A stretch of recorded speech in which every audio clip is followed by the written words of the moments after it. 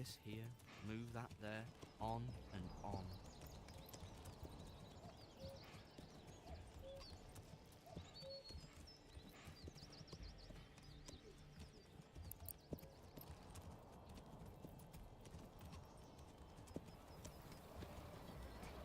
Why do I have to carry this alone?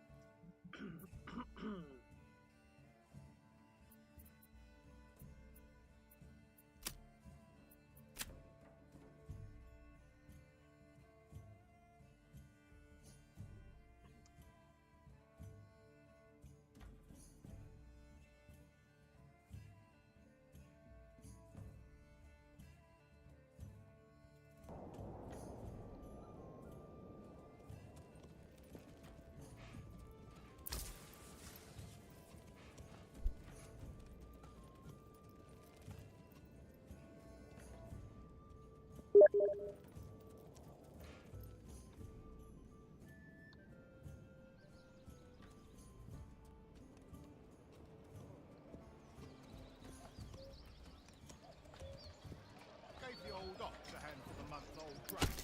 He spat it in my face and tried to carve me a new nipple.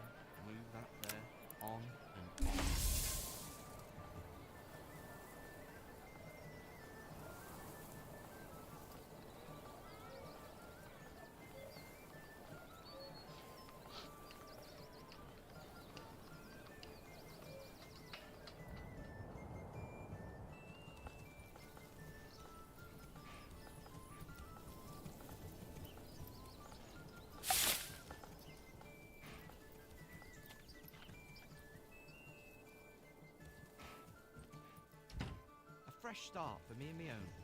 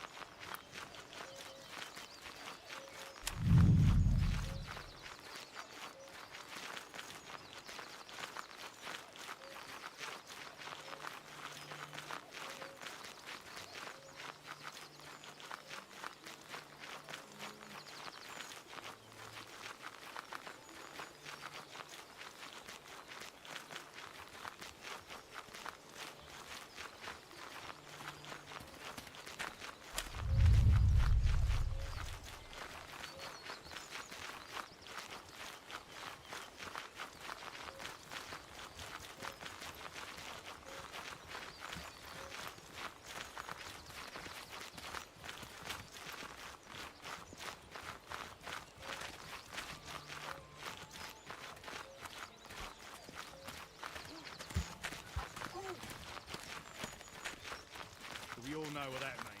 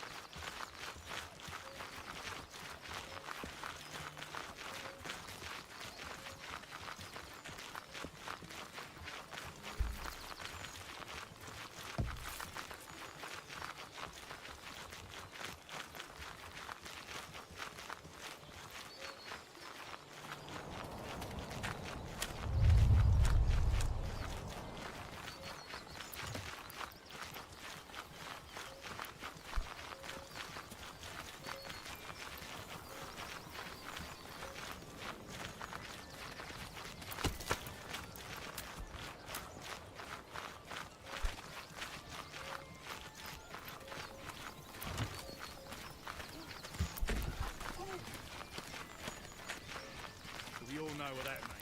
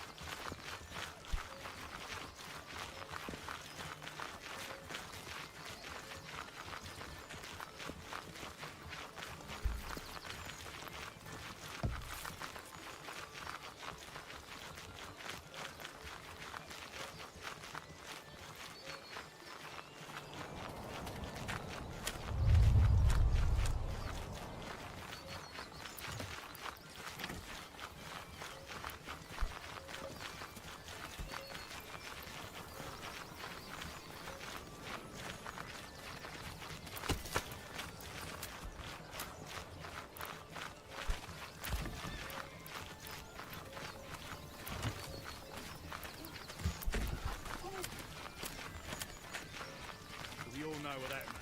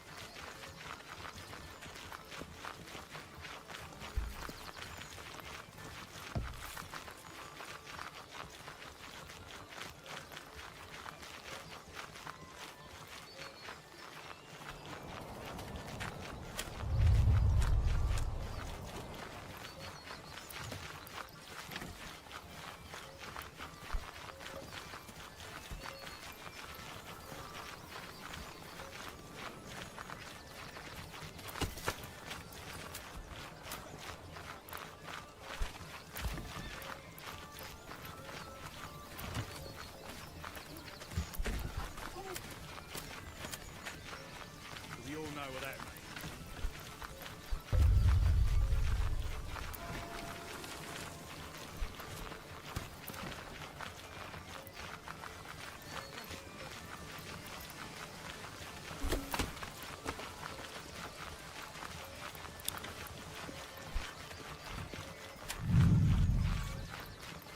We all know what that means.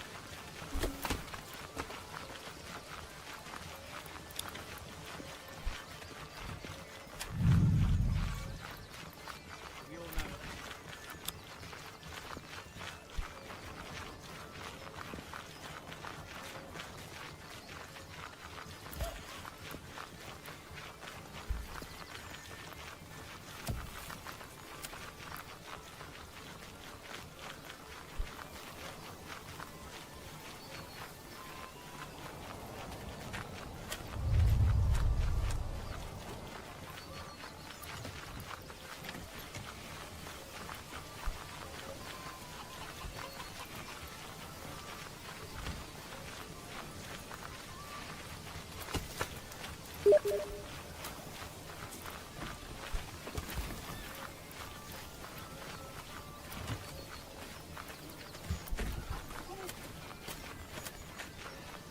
all know what that means.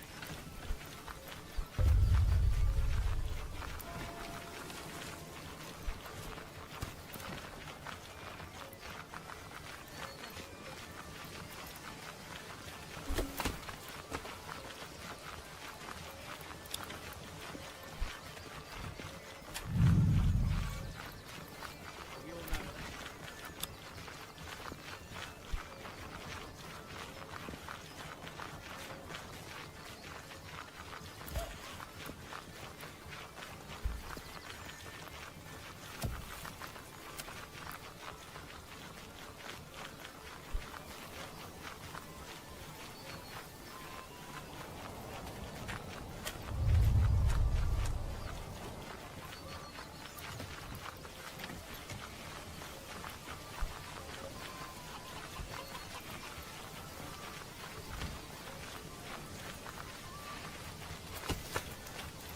means.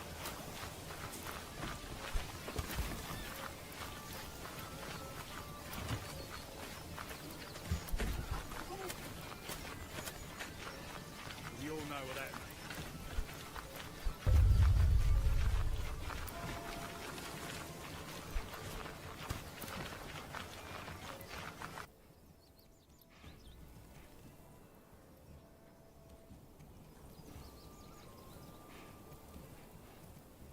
You'll not find finer wares anywhere else.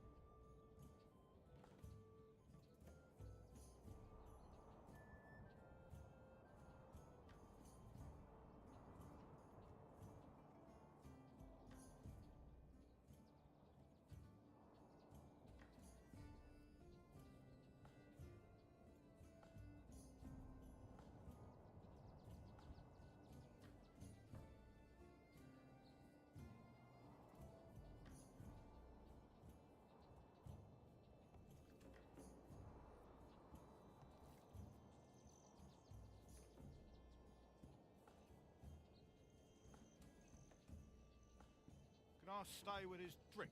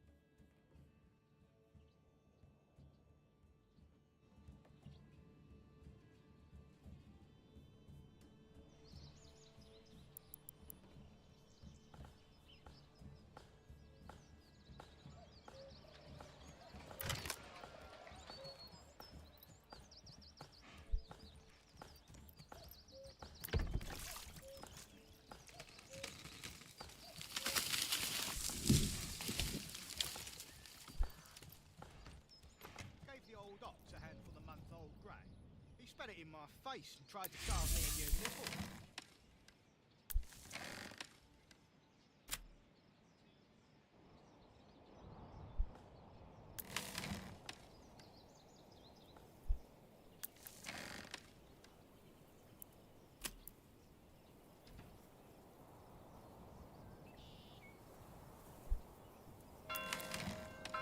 We all know what that means.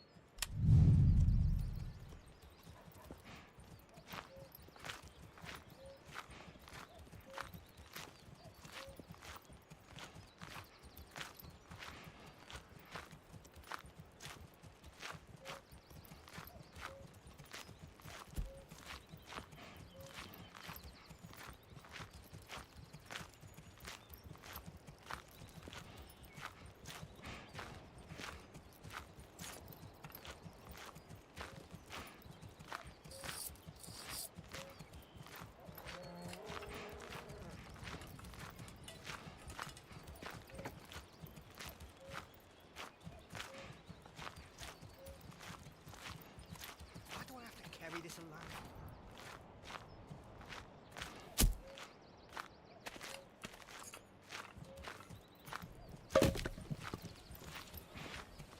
This is heavier than it looks.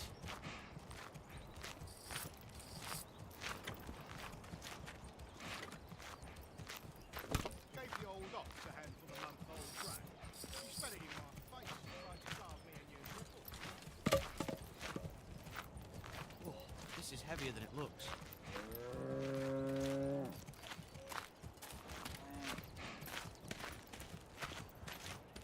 Bring this here, move that there, on and on.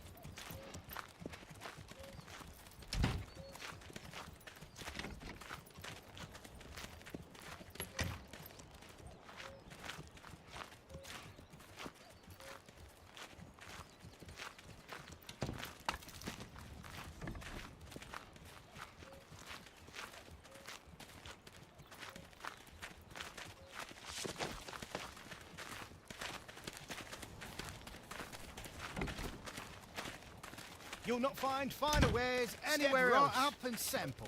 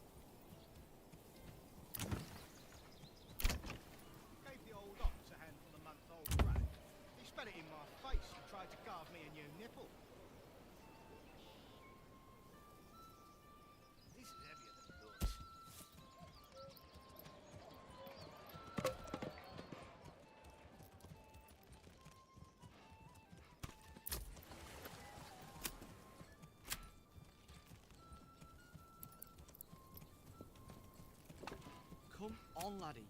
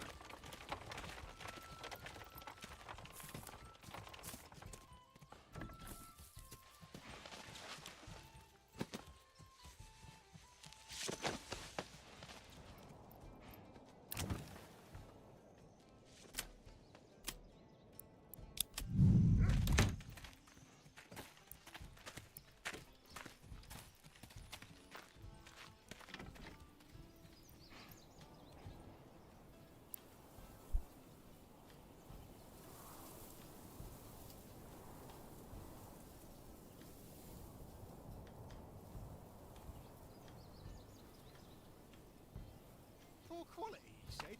Impossible.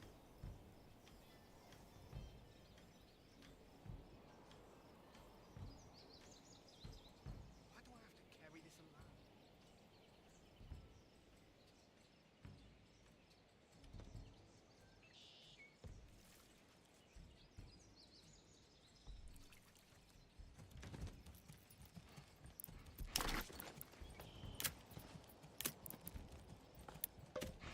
Poor quality, he said.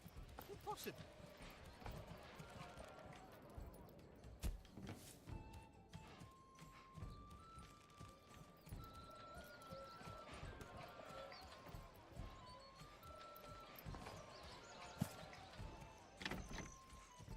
Don't be shy, good sirs and ladies.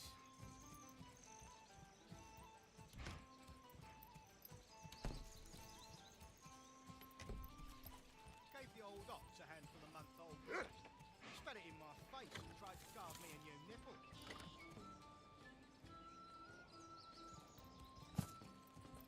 The finest hides in all the land.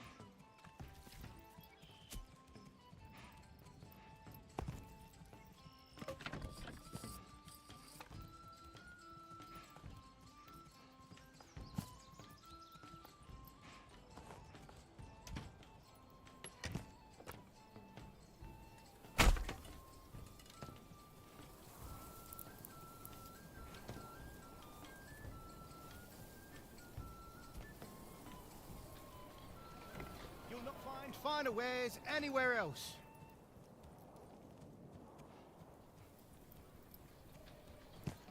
We all know what that means.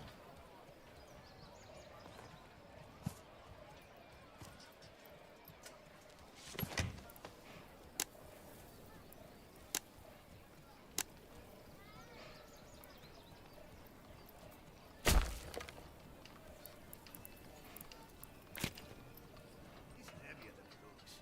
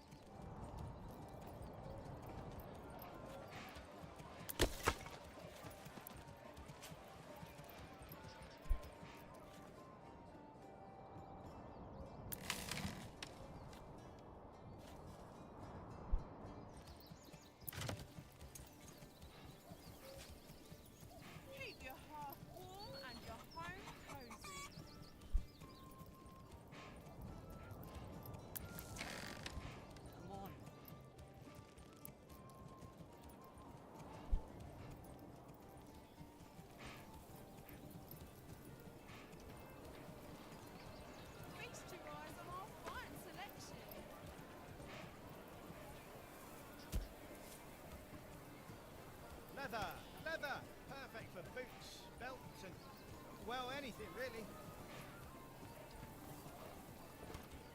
Fields need a bit of a drink. So could I.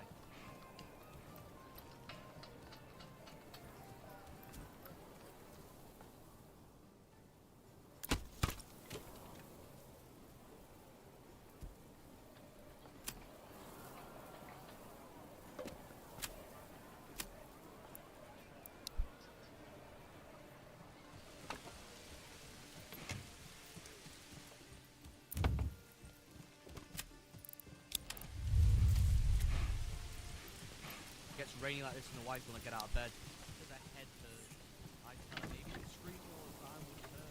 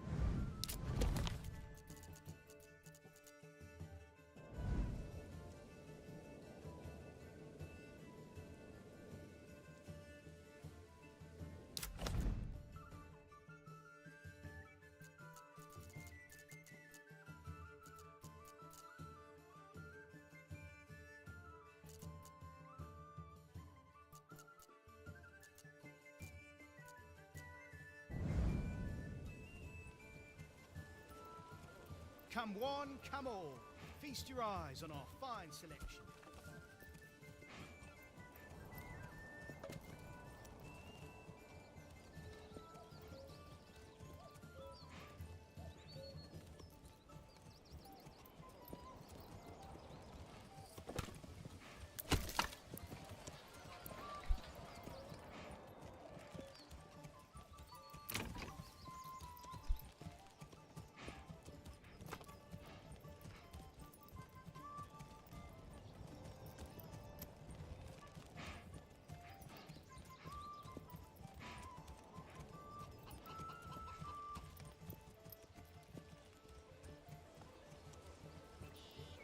Poor quality, he said.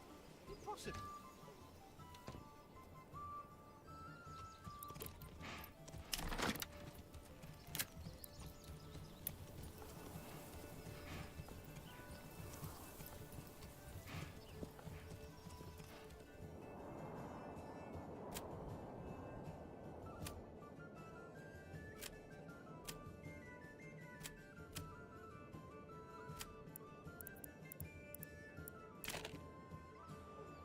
Just give me a hammer and something needs to not move. I'll put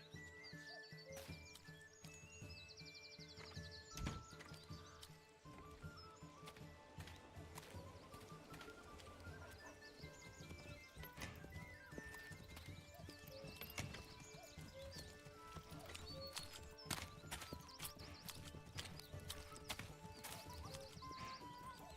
Gave the old ox a handful of the month-old drag. He spat it in my face and tried to gargle me a new nipple.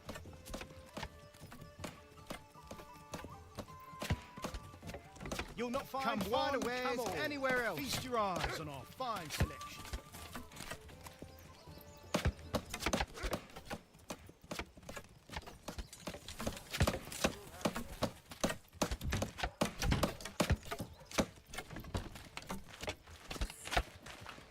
Just give me a hammer. Step right up and sample.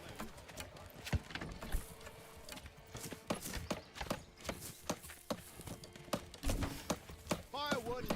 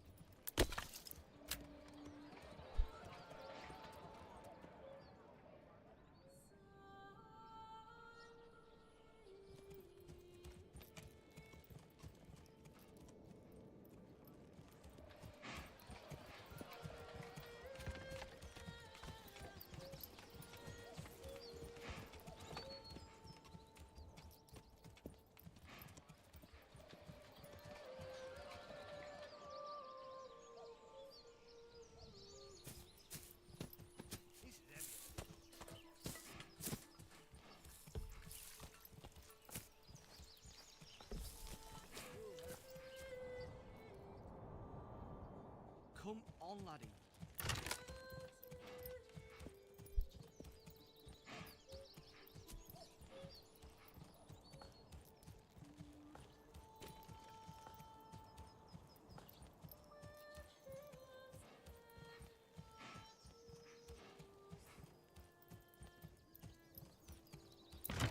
Come along, lad.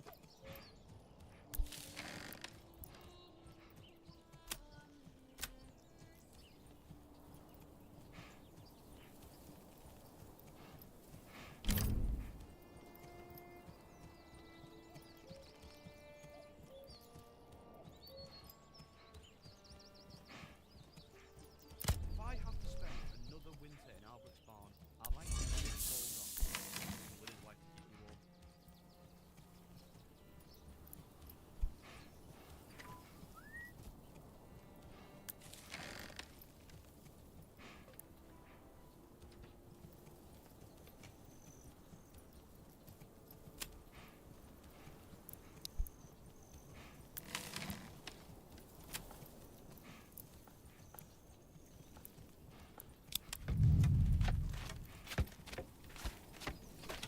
Poor quality, he said. Impossible.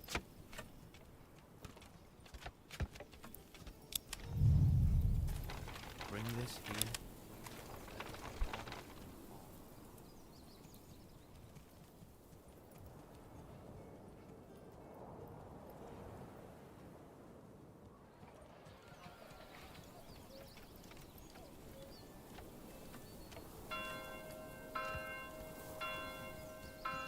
Leather!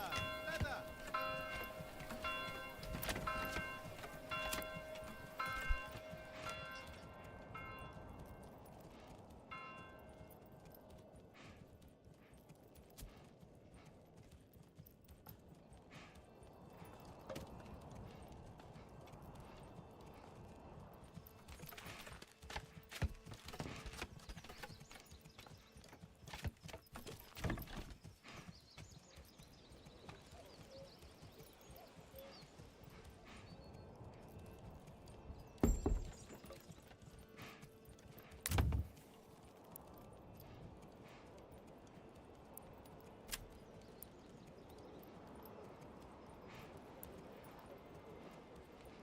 Gave the old ox a hand for a month-old drag.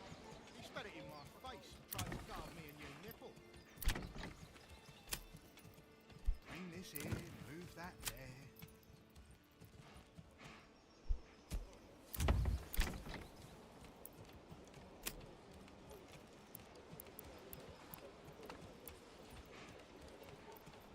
You'll not find finer wares anywhere else.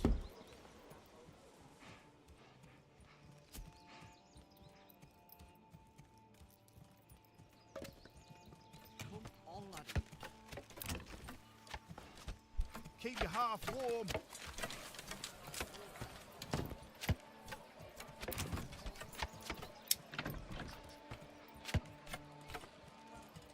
I'll go deaf from all that hammering.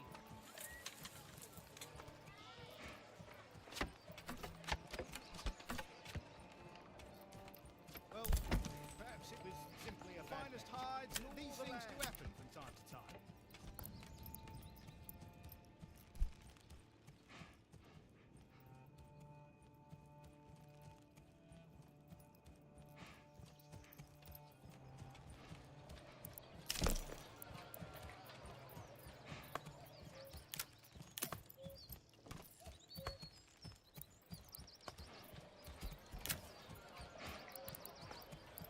Don't be shy, good sirs and Come ladies. one, Come all.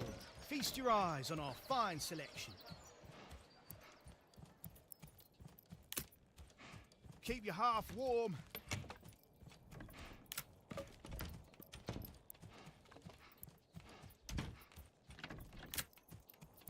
Why do I have to carry this alone?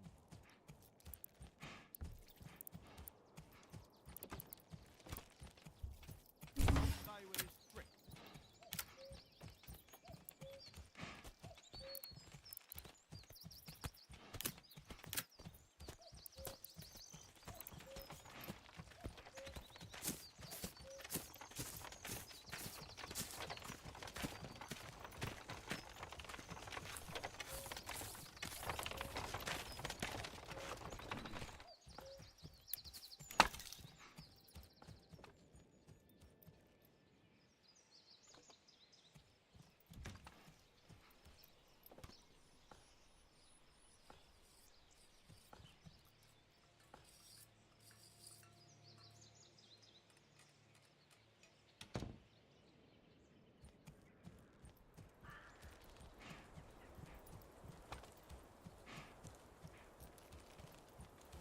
This is heavier than it looks. Let's go, people!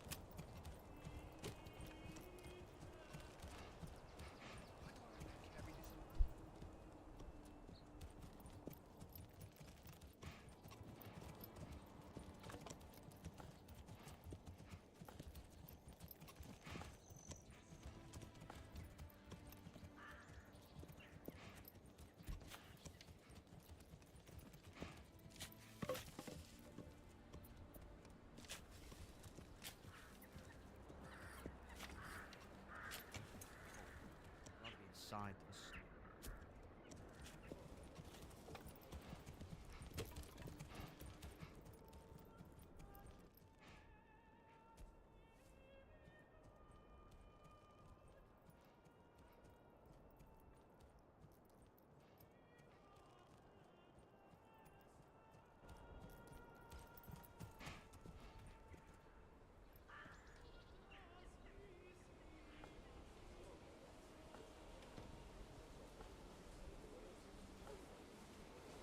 You all know what that means.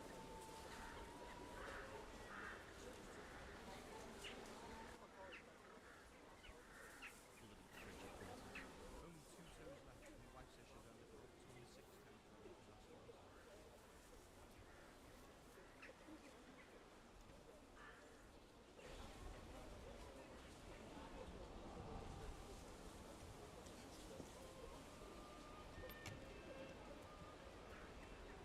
Firewood!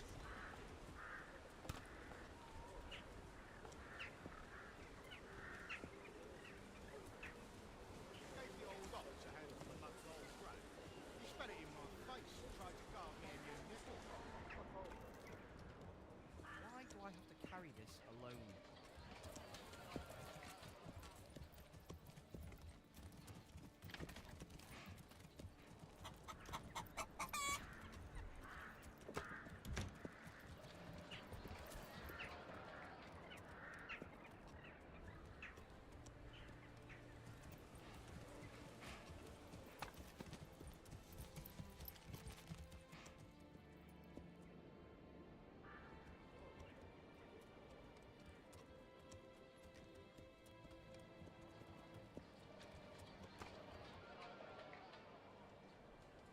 This is heavier than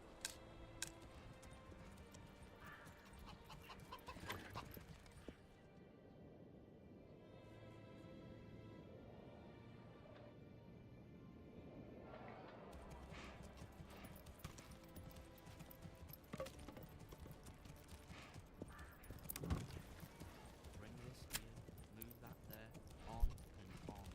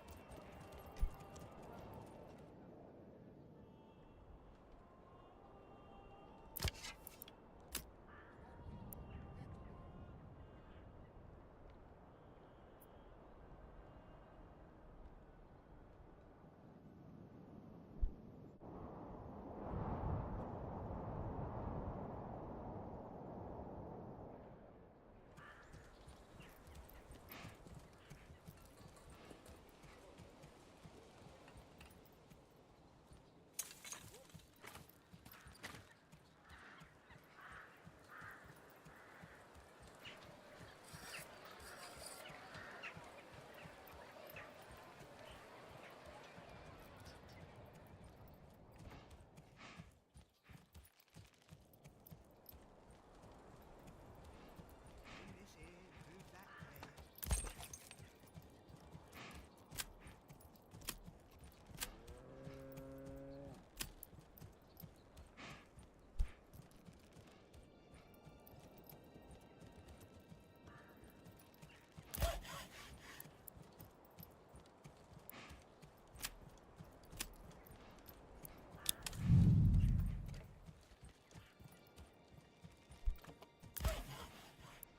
Why do I have to carry this alone?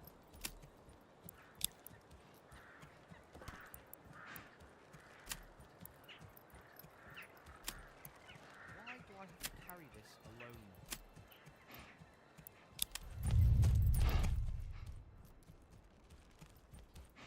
Come on, laddie.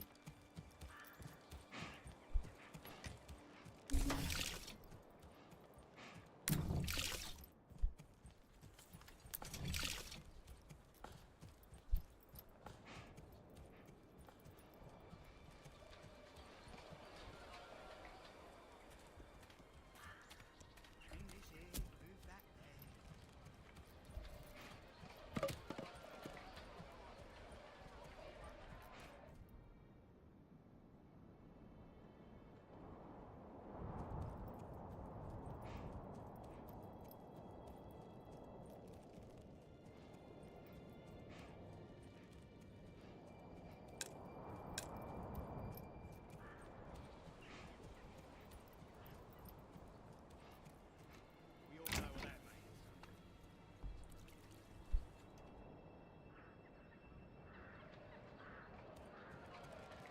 Come on.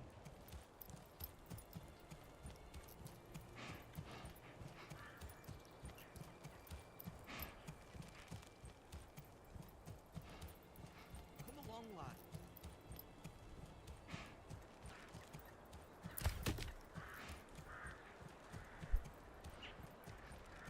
Come on.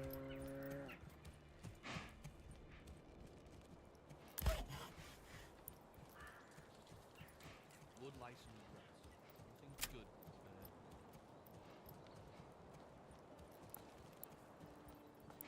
Can I stay with this drink?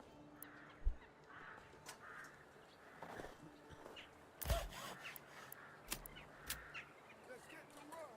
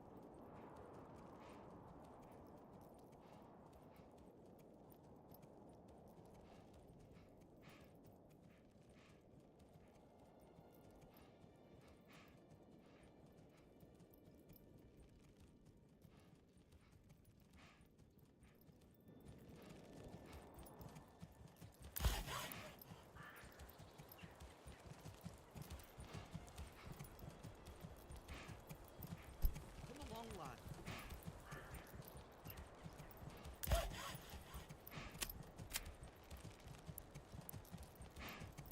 Come on.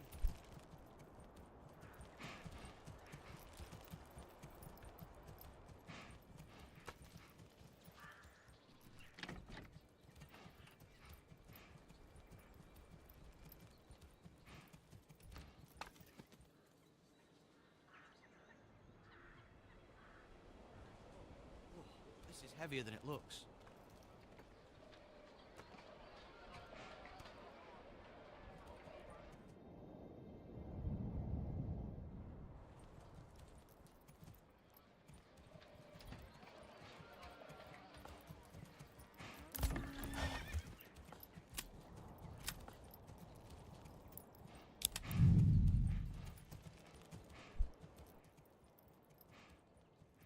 In the rain or snow, there's still work.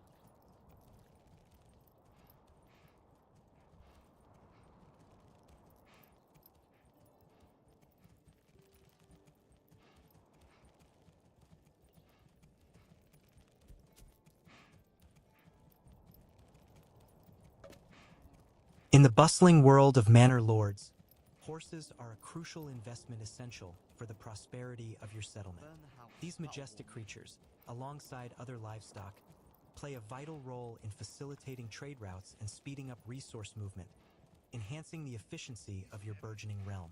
Active hitching post in your settlement. Simply click on the hitching post and select the horse icon for purchase. Each horse costs 30 regional wealth, and only one can be acquired per month.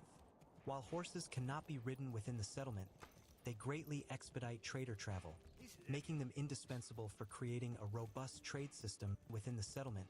They greatly expedite trader travel, making them indispensable for creating a robust trade system within your realm. Horses can be accommodated in a hitching post or a pack station stable. It's important to note that the packing station stable can only house 2 animals at a time, while the hitching post can accommodate only one. Therefore, it's advisable to construct multiple hitching posts or a packing station before acquiring horses.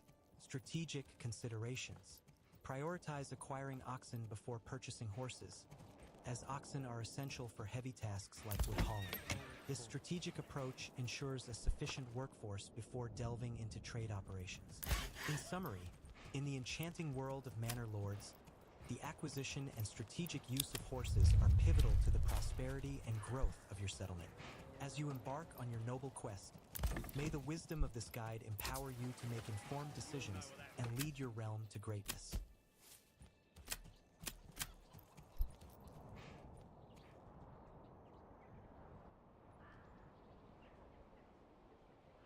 They greatly expedite trader travel, making them indispensable for creating a robust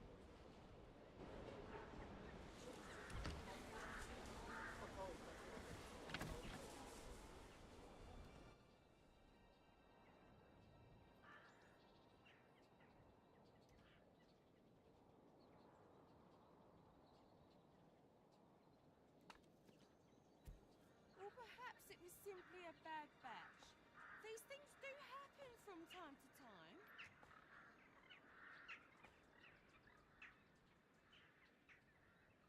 Gave the old ox a handful of month-old grey.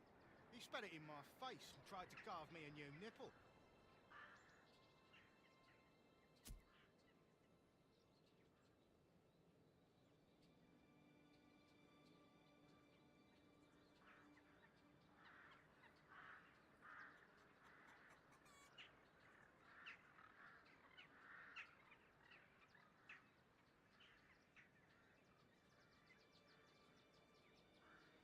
But we all know what that means, don't we?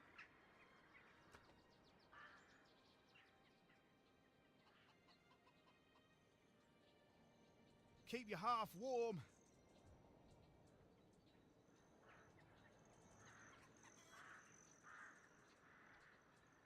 Bloody frigid winters. Only 2 toes left and your wife's such a rain with her old 26.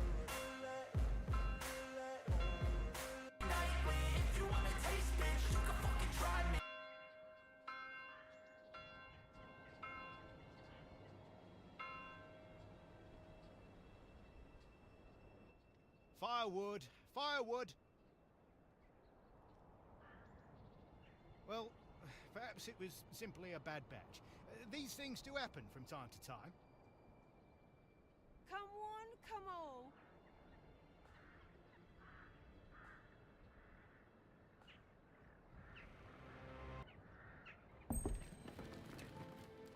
Life in the medieval period looked like lots of Perhaps he simply does different not people. know how to cook. Your place in society could dictate everything, from what food you ate, where you could go, how educated you were, and even how long you were likely to live for. Across this series, we'll discover what life was like for those that worked, those that earned, those that learned, and those that played in medieval England. You will not find finer wares anywhere else.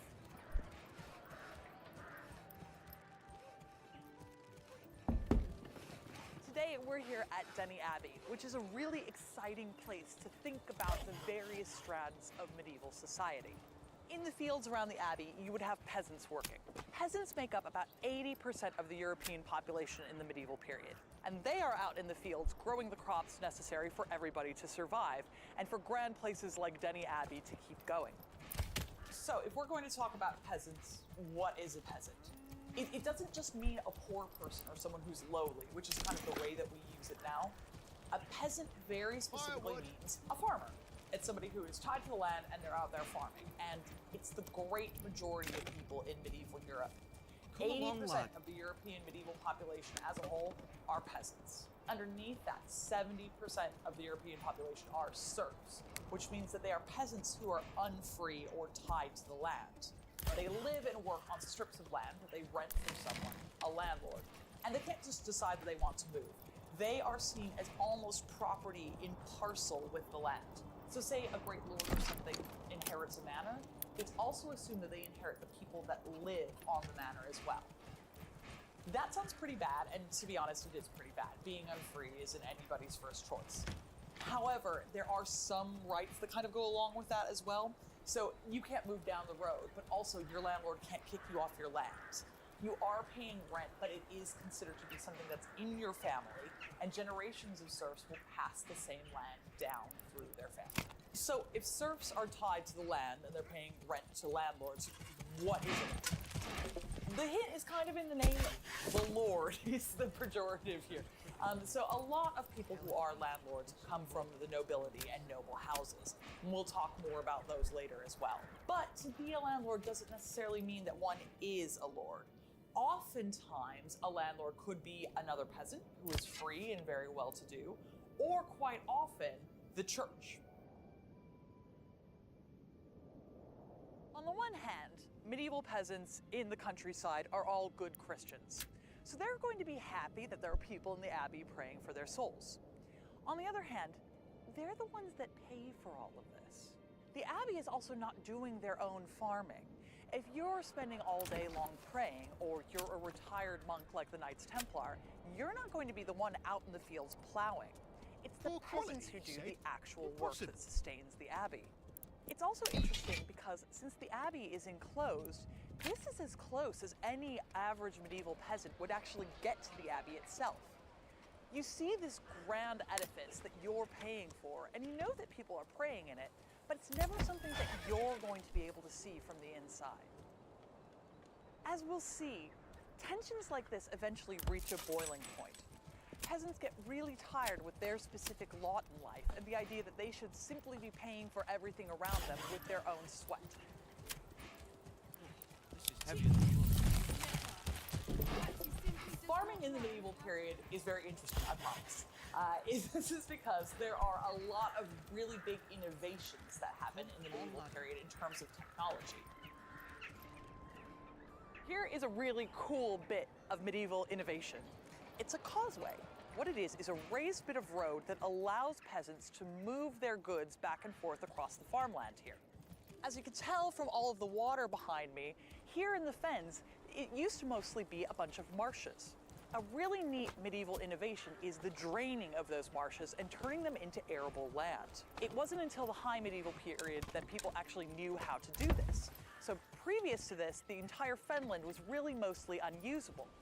When we talk about peasants and farming, and we're on historical farmland like this, it's really easy to forget that this isn't actually how things always looked for medieval farmers. What we see here is an example of what we call enclosed farming. When we see things like hedgerows and fences, that indicates that it's owned by one farmer who owns that land. That's not how farming works in the medieval period. The way that landlords kind of divvy out land for the various serfs and peasants that they oversee is generally through what we call the open field system. They've got 2 or 3 large fields, and then they might also have a common grazing ground for stuff like animals and livestock. They might also, if they're particularly well-to-do, have a couple of mill ponds so they can grind their own wheat into flour, and they might also have some fishing rights on those ponds as well. The way that land is then divided up further is through renting out the various strips of the fields into what are called sellions. So each family will have a certain number of sellions that they are responsible for tilling over time. And these will be passed down through generations in the same family, although they do pay rent to the landlord overall in order to farm them. Beyond draining fenlands and turning it into arable land, there's also a really cool medieval farming invention called the 3-field system. The 3-field system is when you alternate various strips of land and cultivate different things on it. So one year you might grow a crop that particularly strips a lot of nitrogen out of the soil. The next year you would then allow that same strip of land to go fallow and just take a bit of a break. Then the year after that, you would plant a crop, something like alfalfa, that puts a lot of nitrogen back into the soil. Then you can rotate in your crop that is going to pull a lot of nitrogen out again. This allows you to constantly be using land and constantly farming something without exhausting anything completely. This is important when you have really highly cultivated areas of land and a lot of people attempting to live off exactly the same parcels. So what are people farming? It really depends on the region that you're in. We know that they are farming wheat, barley, oats, rye, peas, and what are called vetches. Vetches are kind of pea-adjacent crop that you kind of feed to horses and cattle and stuff like that. They're very important because they are one of those nitrogen-rich crops, which is going to like enhance your soil after you've leached it out with a bunch of wheat. They're also raising livestock, so they are raising cattle, they're raising horses, they're raising pigs, all types of poultry, and excitingly, I promise, sheep. Luckily for medieval people, one of the best things that you can do with land that's been recently reclaimed is run sheep through it. Sheep are particularly important because they are covered in the miracle fiber that stays warm even when it's wet, wool. And wool is one of the most important and widely traded commodities in the medieval world. There are all sorts of trade routes which spring up specifically just to trade wool back and forth. What does this mean for peasants? Well, you can actually become pretty rich trading wool. This is especially true in England in the 14th century, when England, well, London more specifically, joined what's called the Hanseatic League. The Hanseatic League are a number of northern European towns, kind of along the North Sea and in the Baltic Sea, that trade wool and cloth back and forth. These are long international routes, and it's a good way to make very good money if you're a peasant.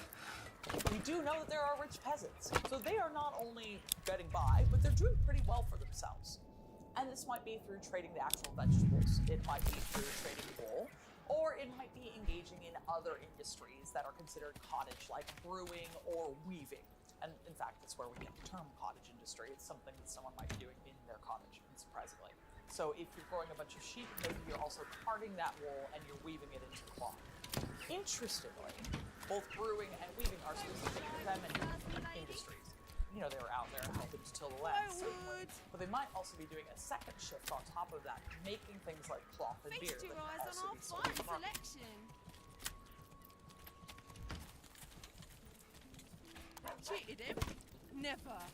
Perhaps he simply does not know how to cook This properly. absolutely gorgeous medieval barn is a wonderful reminder of how important farm animals are in the medieval period. Because let's remember, this is owned by the abbey. So even monks and nuns are keeping their own cows, their own sheep, their own horses, and that's the sort of thing they could even do themselves. They don't necessarily need peasants to do it. If you want milk and butter, that isn't something you can get from the store in the medieval period. You've got to get it from a cow. It reminds us that all communities probably have their own farm animals in the countryside. So you have a really great and impressive barn like this to keep your animals inside, and to also keep crops like hay for the winter. Farm animals aren't just important because of the products that they can give you. Farm animals in their own right are a type of machinery in the medieval period. And they also change over time in terms of what the most popular animals use for what is. In the earlier medieval period, we start to see the heavy plow come into use. It's a great new technology that allows you to slice through the heavier, more clay-based soils that we have in Northern Europe. The heavy plow, as the name indicates, is kind of heavy. So in order to pull one, you're going to use teams of oxen. The oxen will have what we call an ox collar over their neck. This allows them to pull the plow along with the human behind it guiding it through the fields. Later in the medieval period, however, we come up with the horse collar. A horse collar means that you can use horses to plow instead of oxen. Previous to the invention of the horse collar, we weren't exactly sure how to have a horse pull a plow without suffocating them. Horses, although they are not as strong as oxen, are much faster, so they can pull a plow faster through a field, and it actually speeds the work up. Horses are also really useful in their own right. You can use them for transportation. You can use oxen to pull carts, but because they tire more easily, it's better to use horses.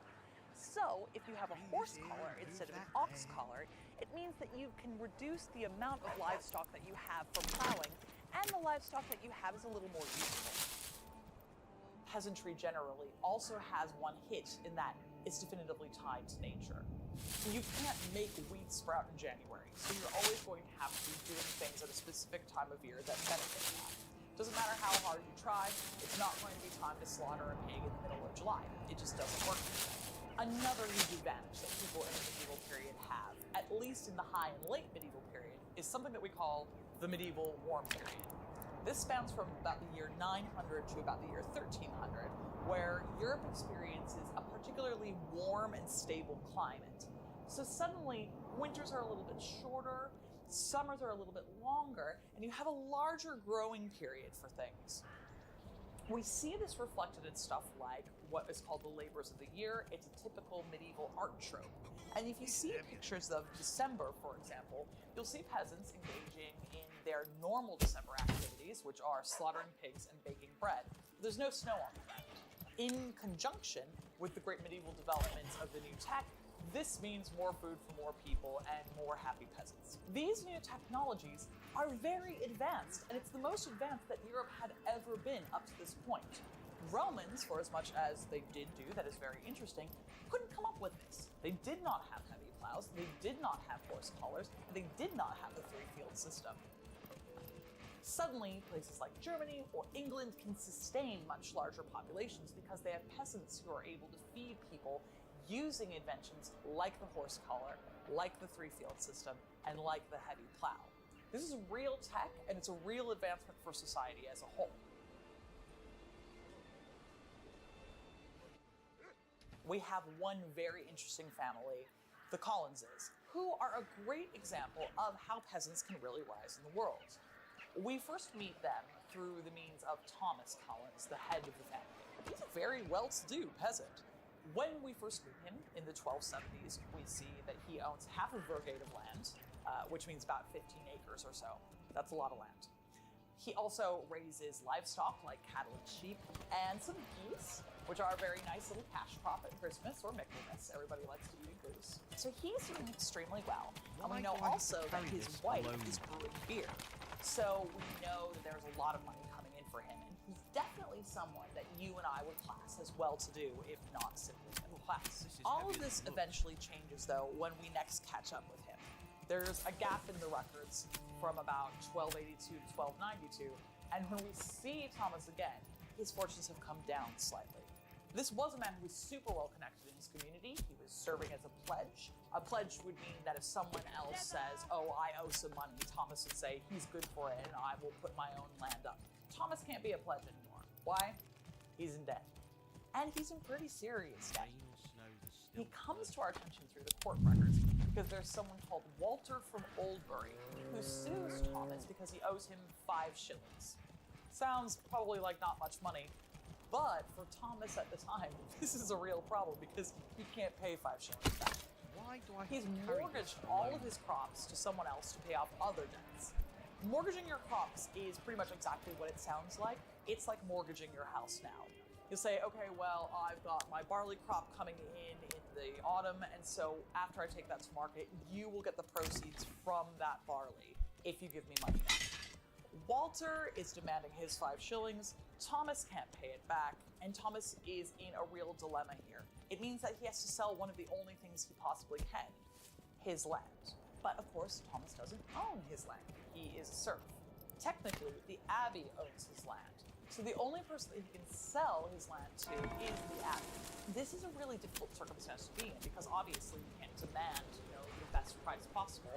It's just whatever the abbey will give you. For the land that Thomas holds, the abbey gives him £2. Now, that definitely covers his debt to Walter, it covers his other debts, but it also means that the family are in real trouble now.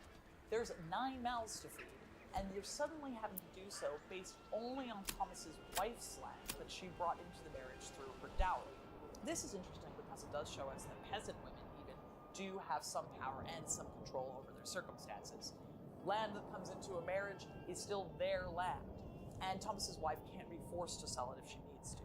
They still need to make some money somehow, and the only real way to do that is if they can farm and take part in the generalized agricultural community that they live in. Unfortunately, it seems like that is not enough to ever get Thomas back to the same standing in the community that he enjoyed. He dies in the year 1312, and when he does, he's massively in debt again. His lands do pass to his wife and daughters, only 2 of whom have been married off, so you still got 6 women who need to be supported somehow. If we look for any records of them, by the year 1319, all of the Collins sisters are gone. We're not exactly sure what happened. It could be that all the Collins sisters simply moved away. That would be possible for them because they are women. They might be tied to the land, but the Abbey is going to be less interested in forcing them to stay in place because they'll be seen as less productive peasants. If they need help tilling their crops, for example, why not just get some men in there to do it for them, people who don't have to ask for it? So it might be that they decide to try their luck somewhere else and simply moved away. Very unfortunately also, it's equally as possible that they simply all died. From the years 1370 to 1319, there was a continent-wide disaster called the Great Famine. As the name indicates, there simply wasn't enough food to go around. The Great Famine is a very serious event. It really does hurt the majority of the population in Europe, and we do see a huge drop in population at the time. The Collins sisters very well may have fallen victim to this. In the 1300s, we exit the medieval warm period. The temperature begins to drop, and Europe begins sliding into what we call the Little Ice Age. We can see again in medieval paintings like the labors of the year. Suddenly, we have December scenes of peasants slaughtering pigs in the snow instead of in the mud. So it means that we do know that the winters are colder and longer. But also there's been 2 years of extensively heavy rains and flooding. The crops simply can't grow. So there's a large mortality across the continent because there just isn't enough food to go around. This impacts peasants more than it impacts other layers of society. Say you're the local abbey. Their risk is sort of spread out over all of the peasants that they oversee. Those peasants still have to pay them their rent, they still have to pay them their crops. So they're getting fewer crops in, but it's still some of everybody's crops, instead of being completely dependent on one specific patch of land. So when we think about peasants, we think of them as largely agrarian and in the countryside for a good reason. You sort of have to do your farming in the countryside. However, that doesn't mean that they don't have any links to London itself. Just behind me, the Clothfair Street opens up onto the Smithfield. In the medieval period, this might actually have been referred to as the Smooth Field, and it's where peasants would bring their cattle, sheep, pigs, in order to be slaughtered and sold at market. From the peasant's perspective, Smithfield is also an extraordinarily important place because it's the scene of one of the most important parts of the Peasants' Rebellion. The Peasants' Rebellion in England is part of a series of peasants' rebellions that we see in the 14th century across the continent. Here in England, it's led by a man named Wat Tyler. Wat Tyler is a peasant himself, but he's someone who thinks that he sees a world where peasants can take greater control. He's one of the first people that really starts arguing that there are generalized rights of men as a whole, and that peasants are more than just a sort of implement to till your land. They're people who deserve the same rights as we do.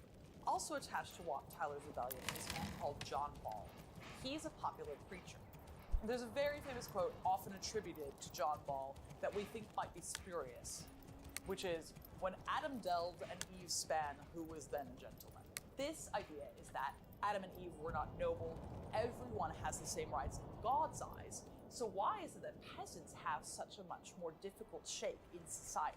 The peasants get together and they have an actual military rebellion. They famously come to London and besiege it, and they do really well, surprisingly. They take over London, they burn down the Savoy Palace, which is in the place of the Savoy here. Instead of looting all the goods from the Savoy Palace, though, they burn them all. They're not here to steal, they want to start a new society where everyone is on equal footing. They then come and meet up with Lord Mayor of London on the Smithfield, led by their leader, Wat Tyler. Here, it's unclear exactly what happens, but some kind of scuffle breaks out and Wat Tyler is stabbed. He ends up dying. This is a huge blow to the Peasants' Rebellion because without a leader, they become much more fractious. There's no one really driving them forward with a real vision at this point in time. Eventually, the peasants are completely broken.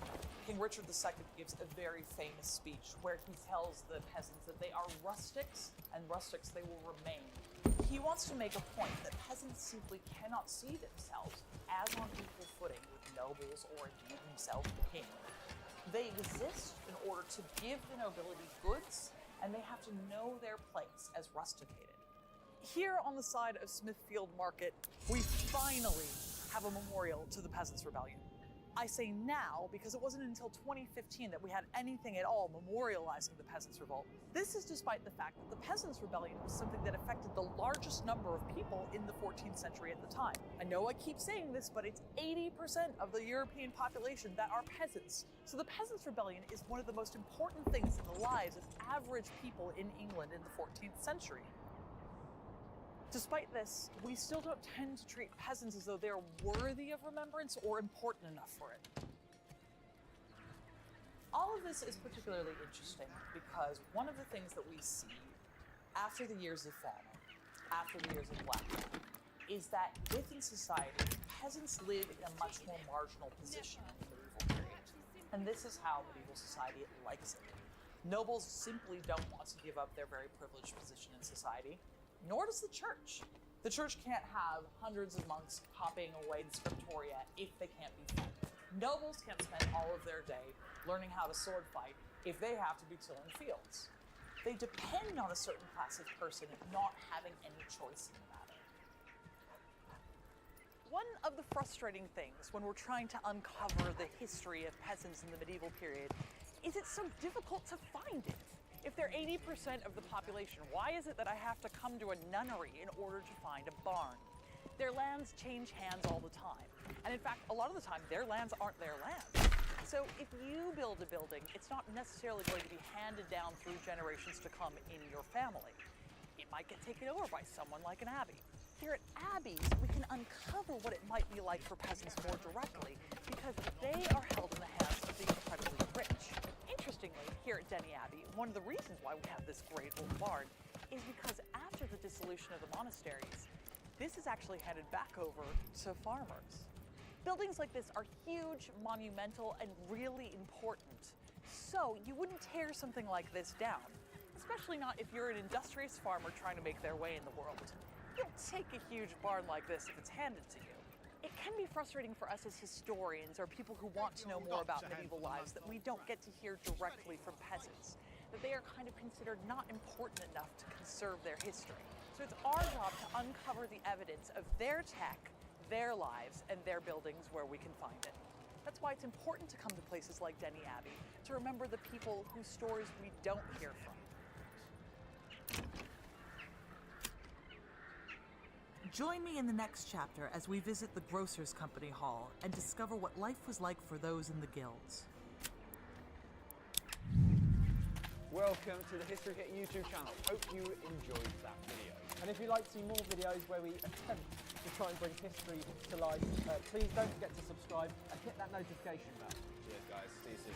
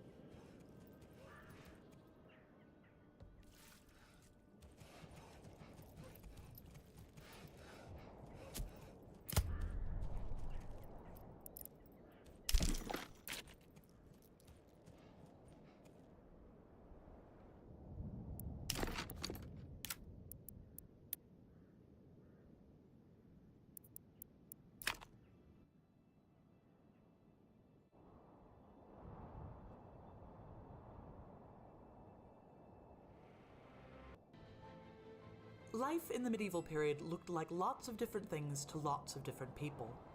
Your place in society could dictate everything, from what food you ate, where you could go, how educated you were, and even how long you were likely to live for.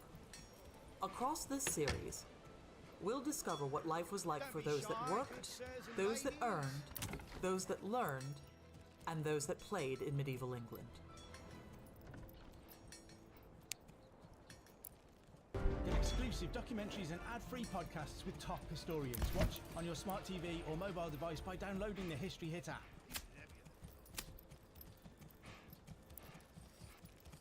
In terms of the medieval world, The last group that we're ready to talk about are often the group that gets talked about the most, the nobility writ large. So who are the nobility? Technically, royals are nobility at the very, very top of the hierarchy in the secular medieval world. There's a broad swathe of people underneath royalty that are also nobles that have a hierarchy within that as well. You might just be a generalized knight and go by sir. You might be a marquis or a marquis. You might be more directly related to the king and be a duke or a duchess. All of these people on the whole are nobility. As a general rule of thumb, nobility writ large are the people who control secular power in the countryside, whereas royal power is usually concentrated in cities. The benefit that you get in exchange for the huge responsibility of overseeing laws in any particular jurisdiction is taxation. Your serfs are giving you taxes directly. You'll have to give a small percentage of that to the king, but the great majority of it stays with you. But what do the nobility do? It's their job to keep the king's peace, specifically within the countryside. And that's what happens here, at Hedingham Castle in Essex. Come along, lad.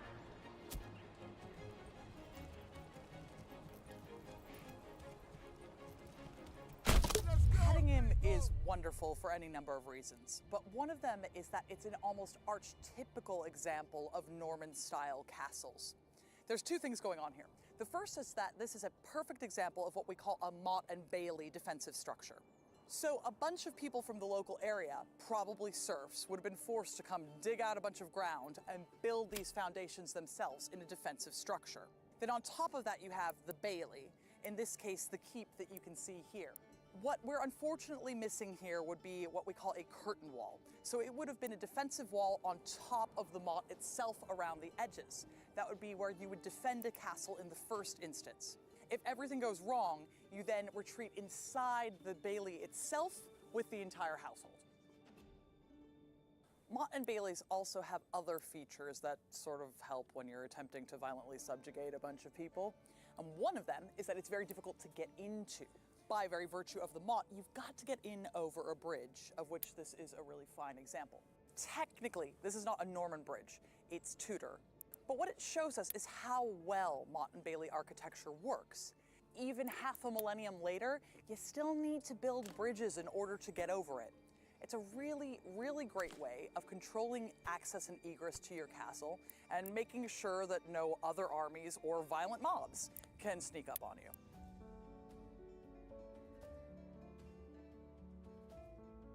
These windows are extremely exciting, not just because they're a great example of Norman Romanesque architecture, which they certainly are, but because they also have some cool little architectural details. So you'll notice on all of them that they have little columns off to either side. And these are something that we call a false arcade. It's meant to remind you specifically of Roman architecture. They want you thinking of the big Ionic and Doric pillars that you would see in a Roman villa. But the other thing you'll see going on is at the very top level here, you'll see that zigzag pattern over the arch. This is called a chevron, and it's specific to English Norman architecture in particular. You're not going to find that back on the continent in France now. It's only here, and it's only brought over by the Normans when they invaded. You'll also notice that all of the windows are different. So here at ground level, you just have these slits in the wall, and all that's doing is letting light into the interior. That's because the people on the very bottom level of the castle are the very most common people who are just servants, essentially. Further up, that's our guard room. It's got a larger window, but it's still not huge. Above that, that's the banqueting hall, so it's got pretty large windows that they're meant to impress everyone on inside. And then at the top of that, you have these really magnificent chevrons, because that's what you'll see from over the curtain wall when you're approaching the motte and bailey, as a specific example of Norman elegance. It lets everybody know who's approaching the castle, who's in control, and that the land is under new management. As impressive as this keep is, and it undoubtedly is, we can see a few clues that there used to be a lot more here than there currently is. We've got a broken archway here, which is what used to be the chapel, and up on top of the keep, you can see where there used to be roof lines. First, there was a flat one directly over the grand entrance door, And then there are some zigzag ones on top of that. They might have upgraded at a point in time. And all of these are great reminders of the fact that castle is actually a collective noun, and it refers to all of the buildings that would have been inside the curtain wall. So what kind of buildings are we talking about? Well, you've got chapels that see to the religious needs of the community living in the castle, but you also have things like stables where you would keep all of your horses, cows, pigs, sheep, whatever it is you need. You'd also have stuff like a blacksmith smithy. If you're making a lot of armor for any kind of military guys that live inside a castle, well, that's where you make it. But the other big thing that you have is your kitchens. One of the major ways that we lose castles is fires. And so you want to keep any kind of cooking that is done with huge fires when you're cooking for a large number of people outside of your main keep. You want to make sure that you're not introducing any way that you can burn the entire thing down. This also introduces a really difficult level for cooking in the castle. If you're bringing a huge banquet up to the banqueting floor, which is on the second floor, you need to make sure that it's piping hot in order to get across the yard, up the stairs, and into the keep itself.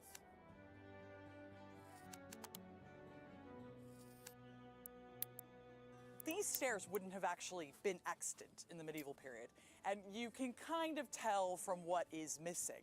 As we can see from the extant roof lines along there, there would have been buildings here, so there's no way you could have had a staircase up as well.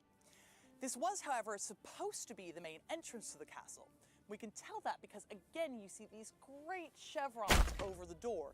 It's very fancy, it's really elaborate, it's meant to impress you as you come inside. The other thing that we can see here is this rounded roof line, and that's from a later edition chapel that would have been put here. Well, why would you need two chapels?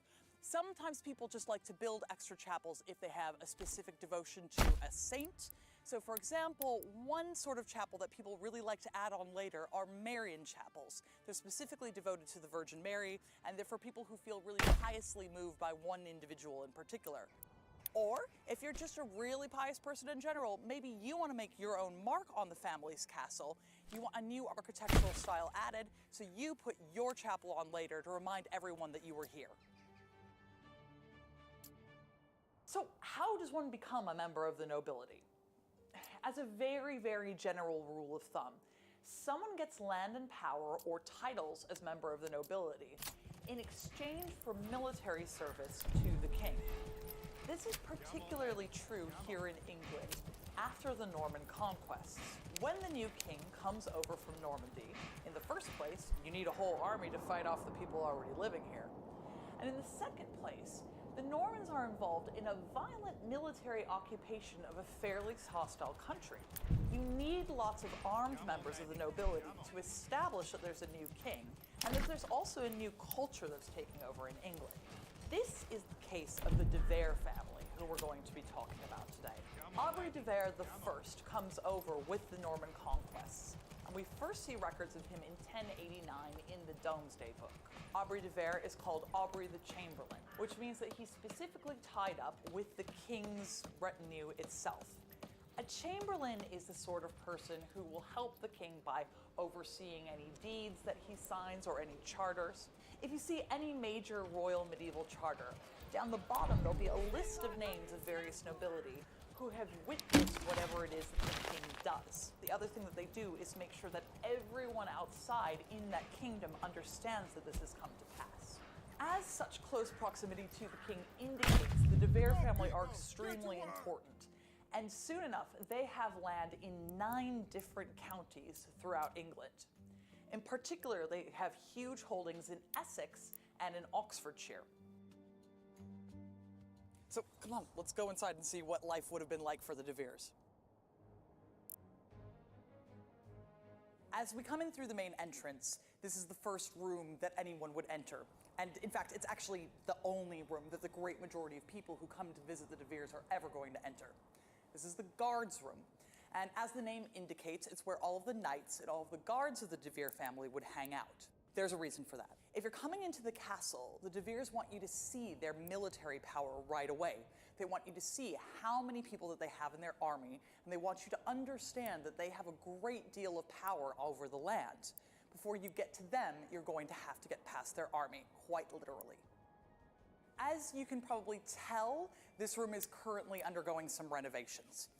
This isn't particularly far off from what you would have seen in the medieval period. We've got a brand new timber floor that's just been put down, and indeed, you would have a timber floor in the period. The major difference is over the top, we probably see some rushes on the floor.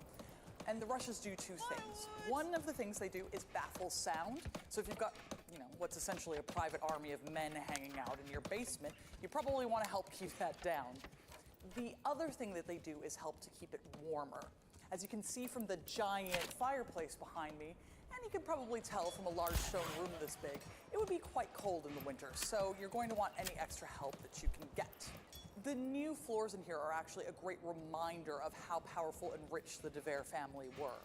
When you build a castle, it doesn't just stay pristine. You have to constantly be updating it and renewing parts of it, especially when you have hundreds of people coming and going through it. There's wear and tear that's extremely costly to keep up, and only an extremely wealthy and powerful family like the De Veres would be able to do that. From the guard room, we can continue through the castle via the staircase here. Staircase can take us into one of two places. We can go downstairs into the cellars and into the dungeons, or if we're particularly important, lucky, or in some kind of legal trouble, we can go upstairs to the main banqueting table and into the presence of the De Veres. A big thing that nobles do is get involved in war. Almost everyone who was involved in the Norman conquest fought alongside the king when the king came here. But members of nobility are also saying that they're willing to get involved with any sort of military conflicts in the future. In the medieval period, there can be a lot of fighting back and forth between various royal houses. This can happen because the way that inheritance works is very complicated. Especially if you're a group of Normans who come from what we call now France and are controlling things in England. France is an extremely wealthy place. It's got a lot of money.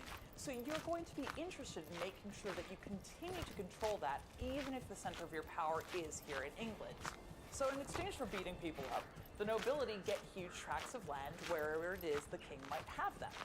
Since they are having all of their needs met by the peasants that they oversee, they can spend all of their leisure time training for military purposes. This means that they are training in sword combat from a very, very early age, and they also are trained in chivalry. The term chivalry comes from the French word chevalerie, and it has specifically to do with chevals, horses. And what people who are going around on the medieval equivalent of tanks should do in order to be polite to the people around them. When we talk about chivalry, a lot of the time what we're talking about is what knights consider to be their duties to God, to their local lord, and to each other. For knights, one of the best things about war is you have an opportunity to capture other knights. Because once you do, you can take him back home and ransom him for all of the money that his family has. So one way of thinking about medieval warfare is thinking about it like rich guy tag. So knights often have a great deal of respect for each other, even if they're on opposite sides of the battle lines. Not just because there's some chivalric ideal of respect, but because there are real monetary benefits to being nice to guys that you take advantage of. This is just another way that noble life is completely different to the life of commoners.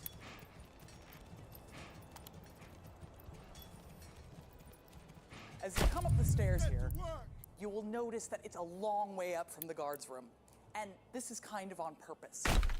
When you come into the presence of the De Veres here in the main banqueting hall, they want you to be a little off-put.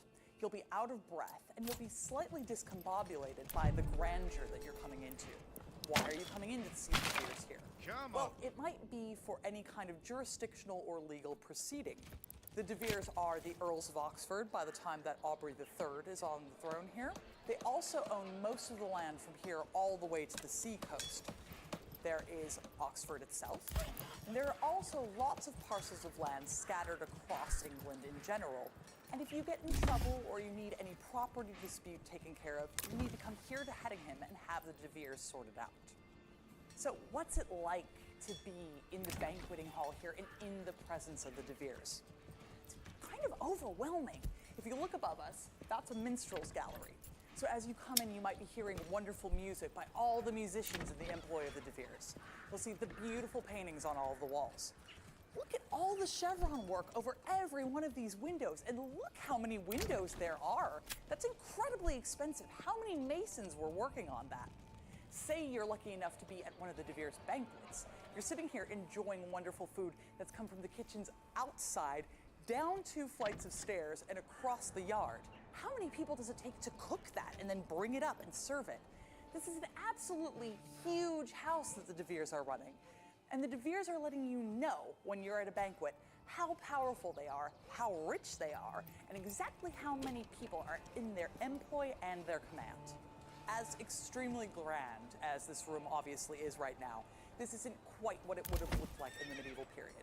Medieval castles were actually very brightly painted, so all the stonework that you can see coming through the plaster here wouldn't have been seen. All the plasterwork over the top would have been painted with bright geometric shapes.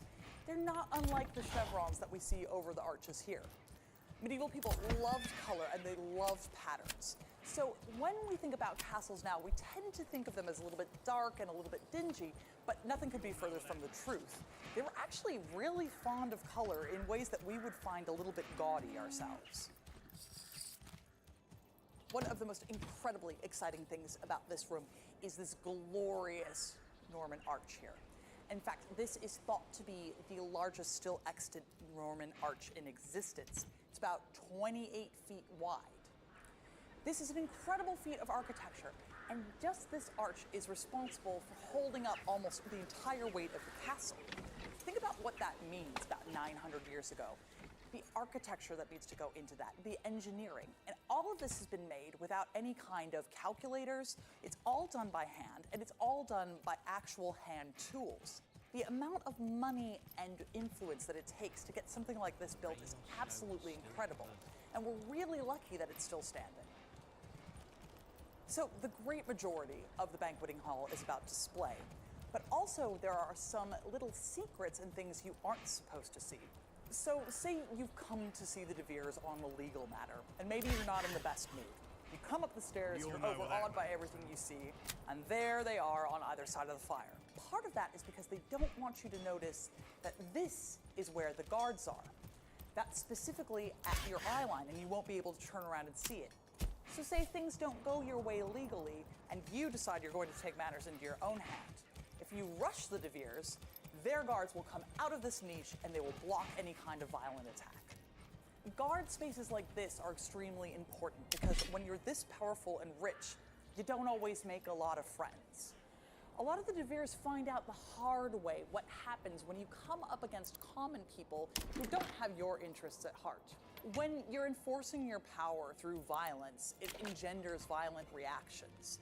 People like this need guards on hand all the time because they're doing violent things, and it means that ordinary people oftentimes feel like they have no recourse other than violence themselves. All of this money and all of this power, however, doesn't necessarily insulate you from everything that happens in the world.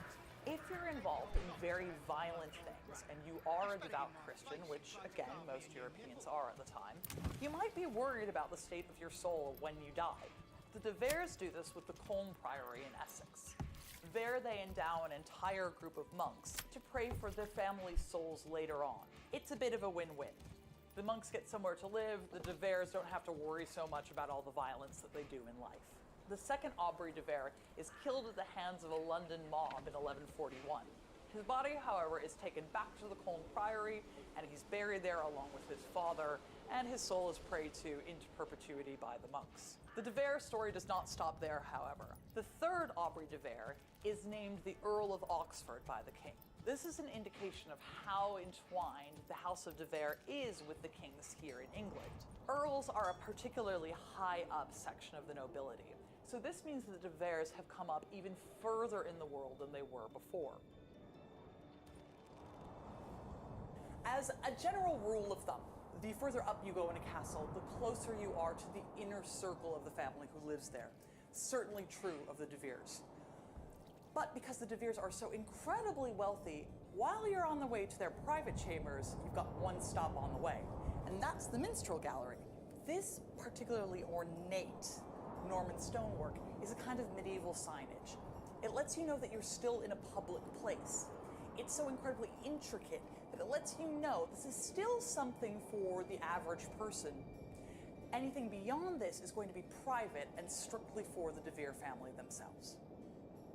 From up here in the minstrel gallery, we get a really cool idea of what it looks like down in the banqueting hall. But we also have a really interesting way of looking at the arches. You might notice that here in the banqueting hall, the exact opposite thing is true from the windows outside.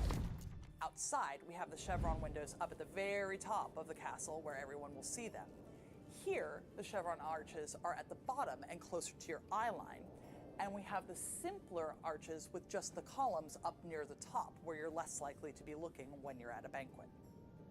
As we exit the minstrel gallery, we can go up the stairs again.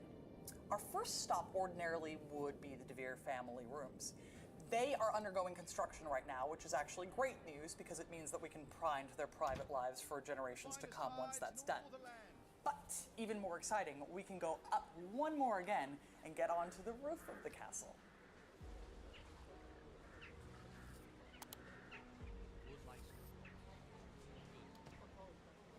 Look at the view.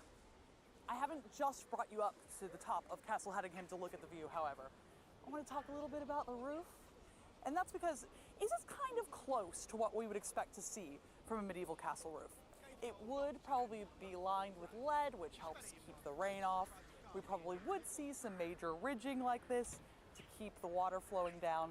This gives you an idea of how responsive medieval architecture can be to its place. You wouldn't guess on a day like this, but obviously Essex can be very rainy. Things like channeling water to the right place really means something if you have a huge stone building like this. You need to make sure that water gets off of the roof and ideally as far away as you can possibly get from the foundations itself. This will keep you nice and dry once you've spent a bunch of money on a really expensive building. One of the differences that we see here from the medieval period is actually all this great woodland. In the medieval period, you wouldn't want this much wood around for a number of reasons. The first is if you're a noble and all of the money that you make to keep stuff like your great castle going comes from the countryside, you need that to be farmland and you want it to be working. Castles aren't just somewhere to live and they're not just a fortification for somewhere to bring armies out of. They're also a really potent and powerful symbol of who controls the land. You can see how high up we are here even in the 21st century. In the 11th century, this is a huge building. It's monumentally large. This reminds all of the peasants in the surrounding countryside who controls you and who's watching over you.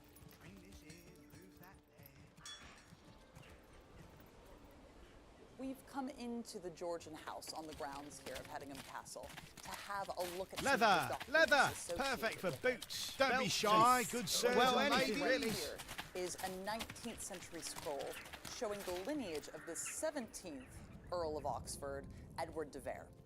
And very interestingly, it shows us one of the ways that you can become very important to the king's court. So up top, we can see the de Vere family itself. But here, with the two lions, is William the Conqueror. And we can see on here that his sister, Beatrice, gets married to Aubrey de Vere.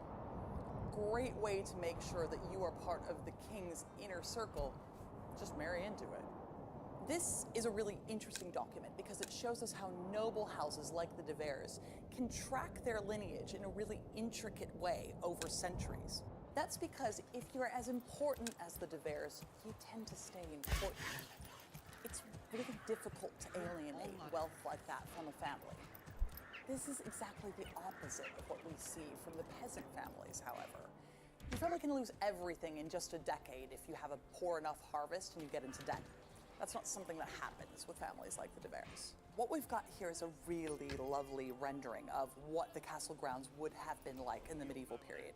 So as you can see, there's a lot less forest and everything is essentially cultivated.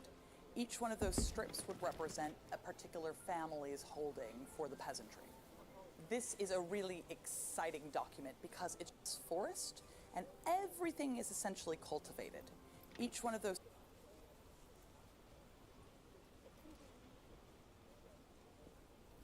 strips would represent a particular family's holding for the peasantry.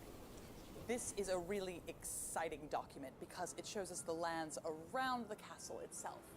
So in the middle we see the castle, but up here we see the great park, and over here we see the little park. And in particular, one of noble people's favorite aspects of owning a castle, the multiple deer parks and hunting lodges. A huge way of spending your time when you're a noble is to go deer hunting. And all of the deer in those parks would be protected and earmarked for you. Having ready access to venison is a really big deal at the time, and it's also just essentially a very popular sport. The interesting thing about the Aubries de Vere is that I can say that to you, the Aubries de Vere. And there's a reason why you continue to perhaps it name your was son simply a exactly bad the bet. same thing. These things do What happen these from time names to are time. doing is underlying the generalized power of this specific household. It can mean that we sort of forget the individual intricacies of one person's life over another. And this is kind of ironic because these are the people that we know the most about. When we come to places like Hedingham, it's easy to forget about any aspect of medieval society other than the nobility. Step right up and sample. That's pretty much by design. The De Vere family only wants you to think about them, their power, and their authority when you see this building. However, it's not just the De Veres who live here. Let's not forget that there are clergy members who are working at the two chapels here on the property, as well as at the Colne Priory, further away here in Essex. All of this power and privilege is also maintained off of the work that peasants are doing in the countryside. It's the peasants working in fields, paying their taxes and paying their rent to the De Veres that allows them to live such an incredibly lavish lifestyle. All of the luxury goods inside of a castle like Hedingham will be supplied by people who are working in what will become guilds in the 14th century. All of those tapestries, all of the fine cloth, all of that is as a result of very skilled people Step who are right the up best and at what they sample. do. When we think about the medieval period, it's easy to think it was a landscape that was entirely populated by knights who live in castles, and nothing could be further from the truth. It's just that castles are one of the few remaining physical symbols of a world that it's really difficult to see at times. The thing to take away from a place like Hedingham is not just that the De Veres are an incredibly important family, but it's that their prestige is made possible by thousands of people that we don't see, whose lives were every bit as important.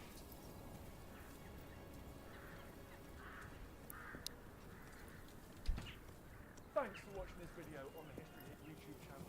You can subscribe right here to make sure you don't miss any of our great shows. Or if you are a true history fan, check out our special dedicated history channel, historyhit.tv. You're going to love it.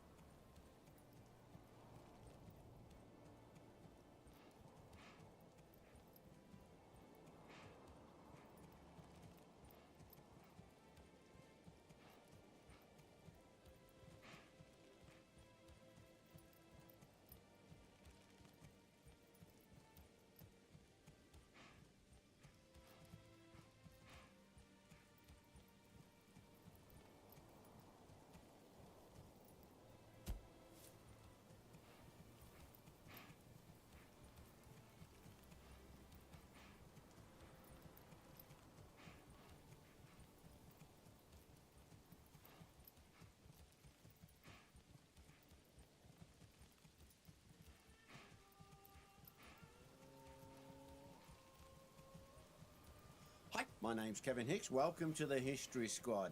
Now, this video is all about what would happen if you were shot through the knee with an arrow. We're going back to medieval times to have a look, but I've been inspired by my own viewers' comments. Every time I did a medieval surgery video was, I was an adventurer like you and I took an arrow to the knee.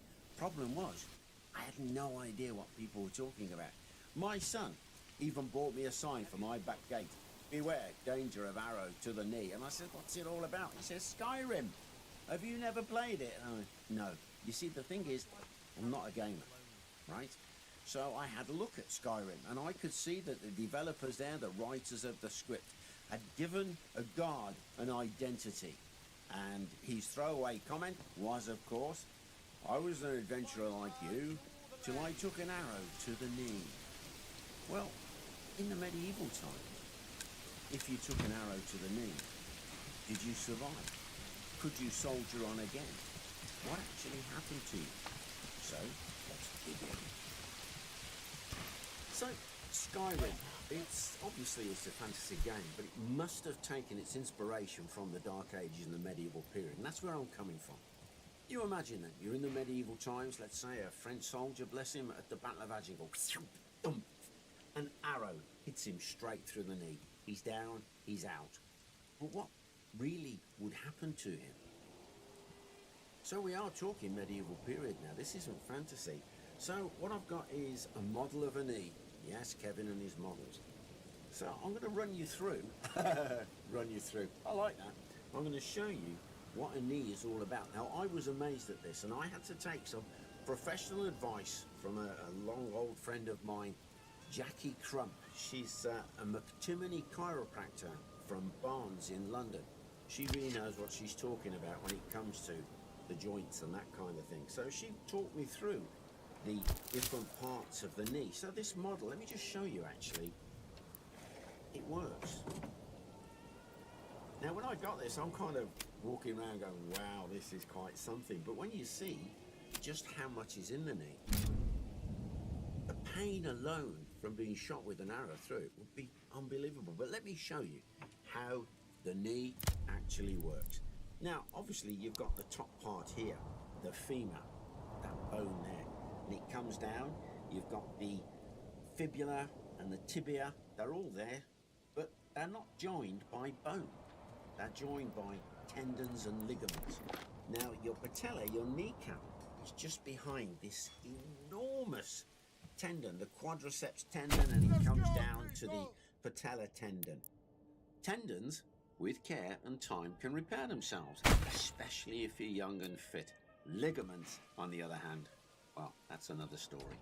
So if you imagine then, an arrow is coming in, and what Jackie reminded me, the arrow wouldn't be coming straight unless it's shot by somebody who is lying down with a longbow. I don't think so. They come down in a downward trajectory, don't they? So that would hit the patella there, the kneecap. That is one strong bone. And as the arrow comes down, it will deflect. It could go into the bone, the tibia there, or it could skite around the edge. You got serious tendon damage, and that's going to take a long time to repair. But you imagine it's not a bodkin. You imagine if it's a broadhead. So let me change arrows. Here we have the lovely Type 16 arrowhead, razor sharp. So it's coming towards you, 100 mile an hour plus, goes in your quadricep tendon. They get it out, it's a tear or it's a hole. It might be able to repair itself, because don't forget these stretchy tendons, they've got lots of give. So they will immobilize it, hold compress maybe to get the swelling down. You might be lucky, it repairs quite nicely. But it's a different story if the arrow severs a ligament. Let me show you what can happen to your knee. So agonizingly, the arrow comes through the side, severs completely the lateral collateral ligament on the outside of your knee. This is what holds the top to the bottom. Now look at what happens to your knee joint. Once that has gone, you've got nothing to stop it from toppling over. Inside, all of the ligaments are literally, as your leg goes, going to be torn apart. This excruciating pain, but also you are crippled. They can't stitch this, they can't do the surgery. As far as I know, they couldn't repair it. But in the medieval times, they simply didn't have the know-how, the knowledge.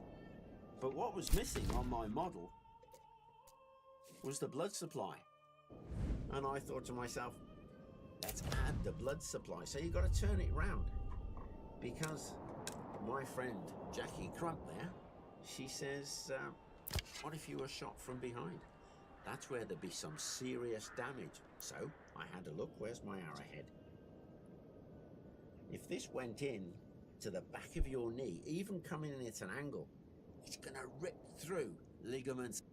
It's gonna be absolutely horrendous. But running down your femur here, part of your femoral artery then becomes the popliteal, I think it's pronounced, artery. And you can see what I've done with all of this bits of wool is it's bringing blood supply all the way around the knee and then down through your lower leg into your foot. If somebody shoots you through that, you're done. You will simply bleed out. So taking an arrow to the knee, it's not quite straightforward as you would think. But would you survive in real life? Of course, the best thing you can do as a soldier or adventurer going to war is to protect your knee. You could wear padded hose, so you actually have thick padding going over your knee. Boiled or stiffened leather, a cock or a cup, just literally protecting your knee. Long leather boots like I wear. But if you were rich enough, you could actually have some kind of plate armor, poilins, which is a steel kneecap. It's difficult though to protect the back of your knee, because if you think about it, you need to have the movement, and if you try and block off the back of your knee, you're not going to be able to bend it. So that is a vulnerable part, the back of the knee, even if you're fully armored up. Amazingly, there are images from just the end, in fact just after the medieval period is over, and it's a whole series of drawings showing people with leg injuries and how they managed to get about the streets. It's amazing. Some of them have got stumps, some have got the lateral movement of the knee. One of them is a chap who's put a sling around his neck, his leg, to keep his leg from wobbling around, and he's on crutches. Another one is of a lady. She's on crutches, but she's carrying a stool to rest her leg. So people simply got on with their lives, even to the point where they may have to drag the wounded limb behind them. However, there's a book, Medicine in the Crusades, that talks about a brace for the knee. It's simply copper alloy strips on leather wrapped around the knee. And Kevin has made his version. So I'm going to put it on my leg. Well, not mine actually, I'm going to use my spare leg. So here we are with Kevin's spare leg. Every home should have one. As you can see, the wound has healed. So now I've made my version of the leg brace as mentioned in the book. There's not an original as far as I know, so I've just followed the description. We've got the alloy strips, some leather behind. I'm going to slide it up over the knee, so I'm going to turn the leg over and tighten up the lacing. Well, anything really. So, what I've done is I've fastened this up. I haven't done it as tight as it could go. I didn't want to cut off the circulation to the leg. But once it's in place, it will, for sure, stabilise the knee. But if this was real life and you were a medieval soldier, you could get the armourer to make this. And he may use hardened leather, even boiled leather, together with the alloy strips going down. So it's fitted purposely for you. This will class you, I suppose, as a soldier. You will be a second-rate, a second-class soldier. So garrison duties, guard duties, that kind of thing. And then as you're standing on guard with your knee brace under your hose so people can't see it, you can greet people and say, I was once an adventurer like you, till I took an arrow to the knee. Well, I hope you enjoyed that video of ours. If you did, like, share and subscribe. And if you'd like to support our channel further, have a look at our Patreon community. The link is in the description. Now, before I go, quick shout out to some of our Patreon members. I always write this down so I don't get it wrong. Here we go. Thanks to Alex Simba Wilson, John Hawkwood, #1 fan. Hey, what a handle. And Robert Brescini. I hope I pronounced that right. Thanks a million, guys. Bye for now.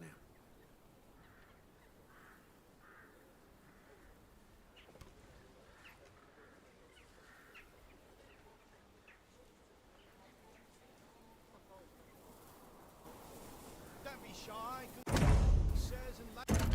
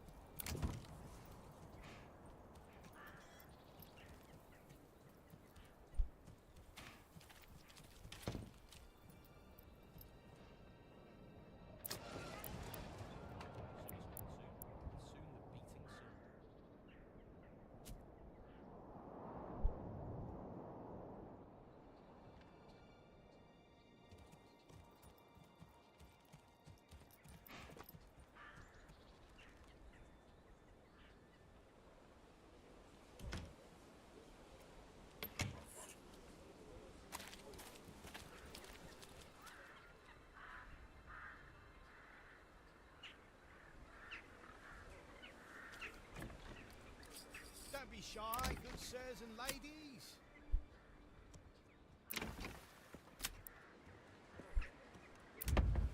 Summer's coming soon. Soon.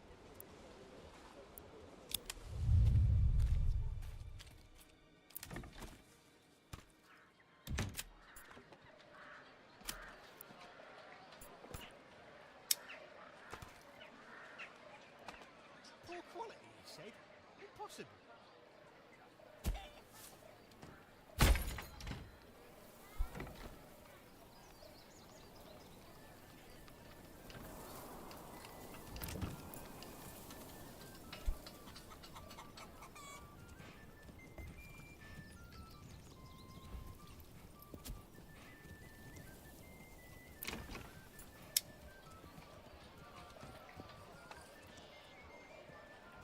Summer's coming soon.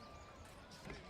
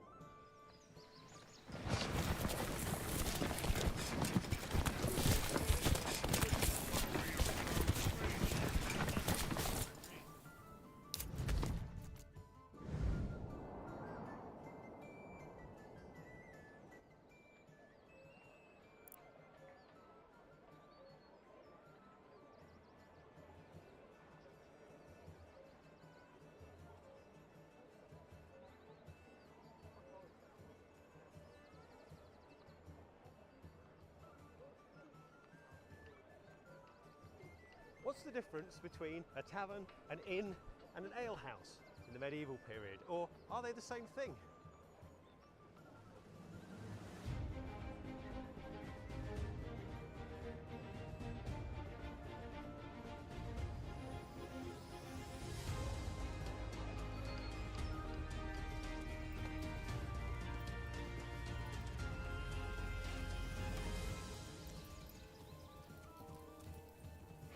Summer's coming soon. Soon. Taverns, inns and alehouses are three establishments where alcohol was served. But what's the difference? Well, taverns were introduced by the Romans. Comes from the Latin taverna, which Come is one, come all. inn. Feast your eyes on But our it has a fine bit of a specialist sort of connotation. Taverns in the medieval period were where you could drink wine, and they were considered to be a little more upmarket than Well, your average drinking perhaps it was establishment. simply a Although bad they batch. varied, as you can These imagine, things- there were really upmarket taverns and really quite down and dirty taverns, of course. Now, wine in the medieval period is any alcoholic beverage which is brewed from fruits. So obviously the fruit of the grape, that's what we know as wine, and most of the wine in this country that was imported You'll not was find red, finer English wares wine anywhere didn't else. exist. So the fruit of the grape, but also technically cider and perry, cider being from apples, perry being from pears, were incredibly popular and were considered to be wines because it's a fruit. We don't really think of them as wines anymore. Although people today do make elderberry wine, which I always thought was a bit strange, but of course elderberry is a fruit and therefore if you make wine from it, then that's what it actually is, it's literally a wine. So wine was broadly served in taverns and possibly light meals, but other forms of entertainment as well, but possibly not the lower end of entertainment that might be expected in other places. So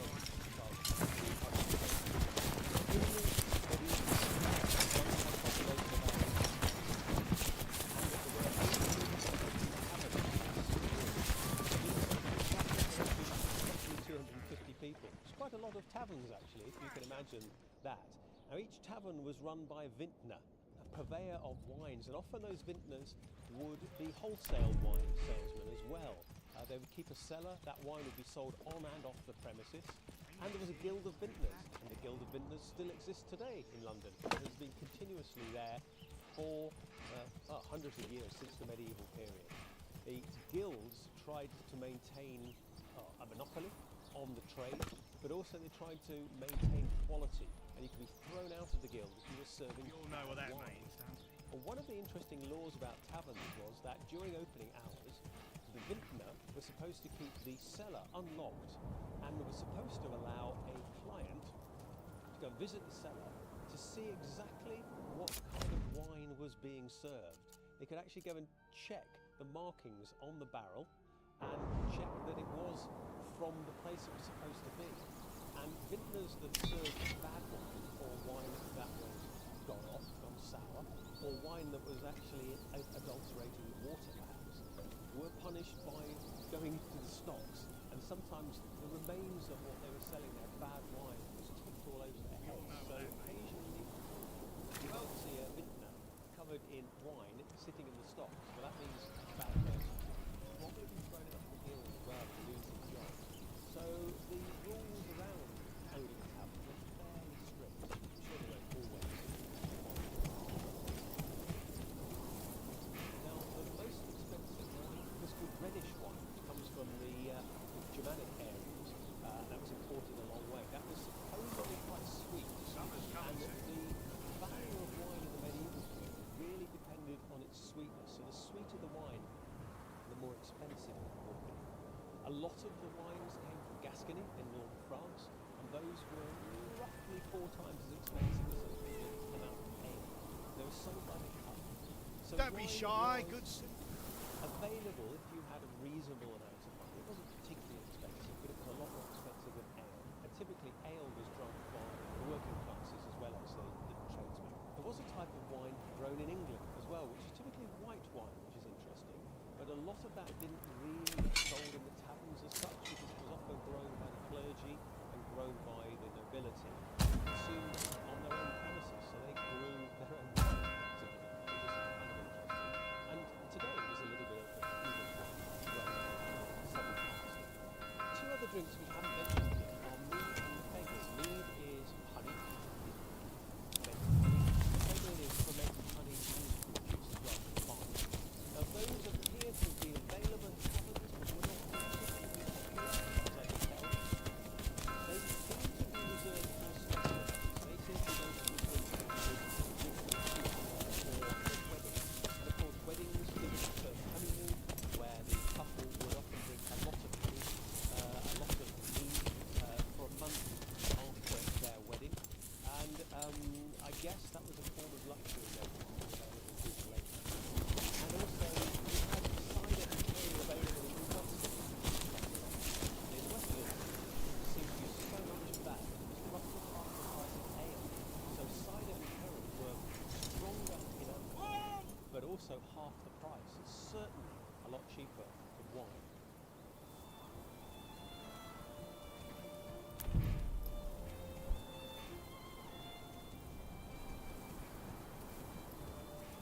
Inns are really associated with travellers. The idea of an inn was it's a place to sleep overnight, a place to rest, get some food, stable your horse if you've got a horse, look after your mule if you've got a mule, your pack ponies, whatever it might be. They could be safe and looked after, and you could get a little bit of R&R, get a bed for the night. Might be in a communal bed, by the way.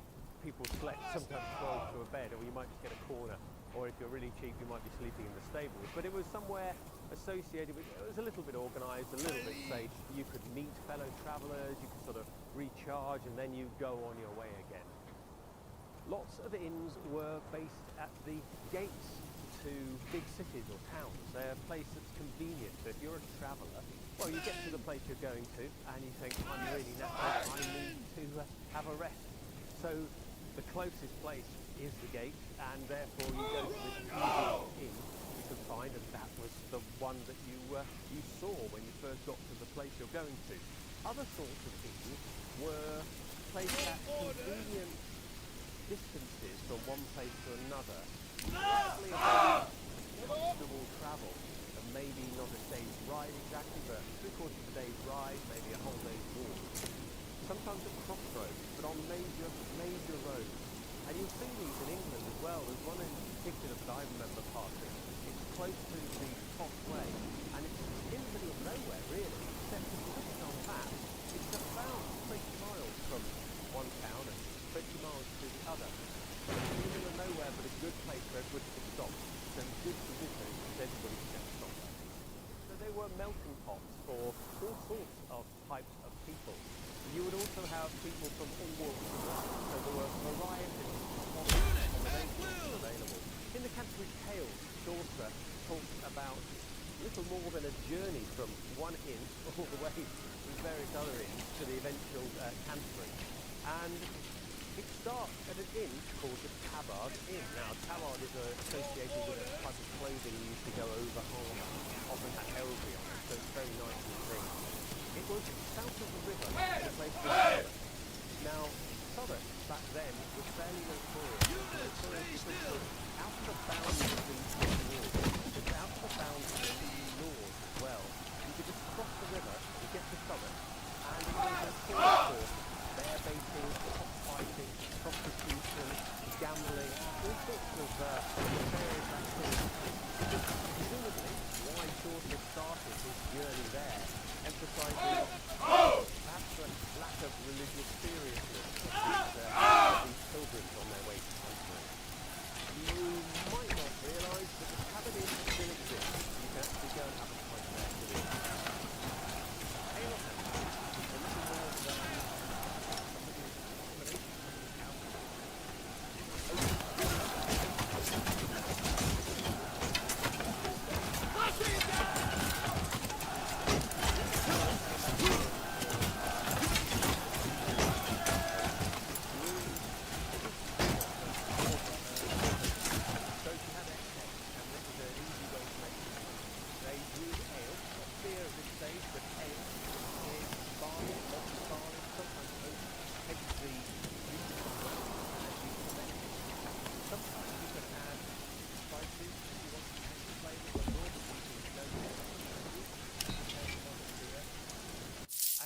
very high nutritional value, so people effectively use this as liquid bread. It was a very important component of the peasant diet, of the ordinary person's diet. And remember, at this stage in history, in 95% of the population, they were farmers. In times of plenty, they sell processed food, sometimes they went a little bit without.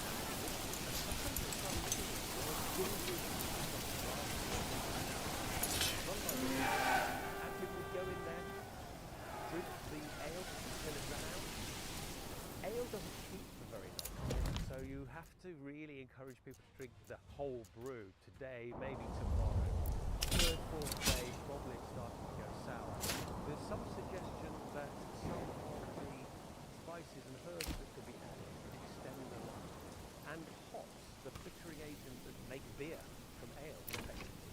That bittering agent really didn't start to be used extensively until the very end of the Middle Ages. It's really a Renaissance drink. Beer's a Renaissance drink. Ale is a Renaissance drink. It was used a little bit. It was introduced and it was really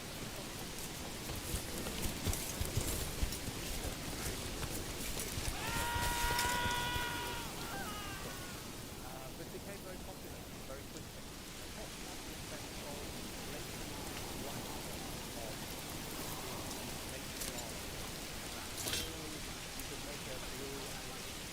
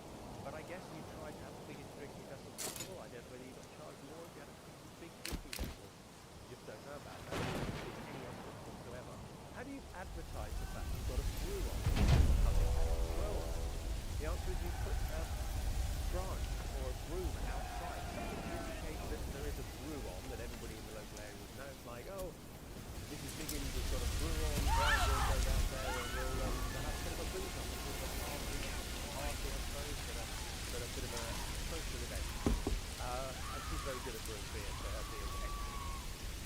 The price of beer was controlled by statute law.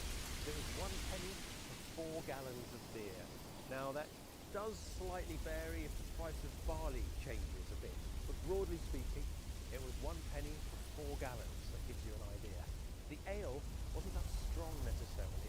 Probably a bit more like light beer today. So 2%, 3%, not really compared to the strong ciders. Certainly not as strong as wine of the period. So it could be drunk without too much inebriation. Although, as the coroner's reports attest, people did get absolutely plastered and sometimes kill themselves as a result of falling over. Orders! The alehouses started to become a bit more professional, and the sign outside started to get more gaudy. So, in an environment where people weren't necessarily very strong readers, illiteracy is another topic, but people could read but not very well.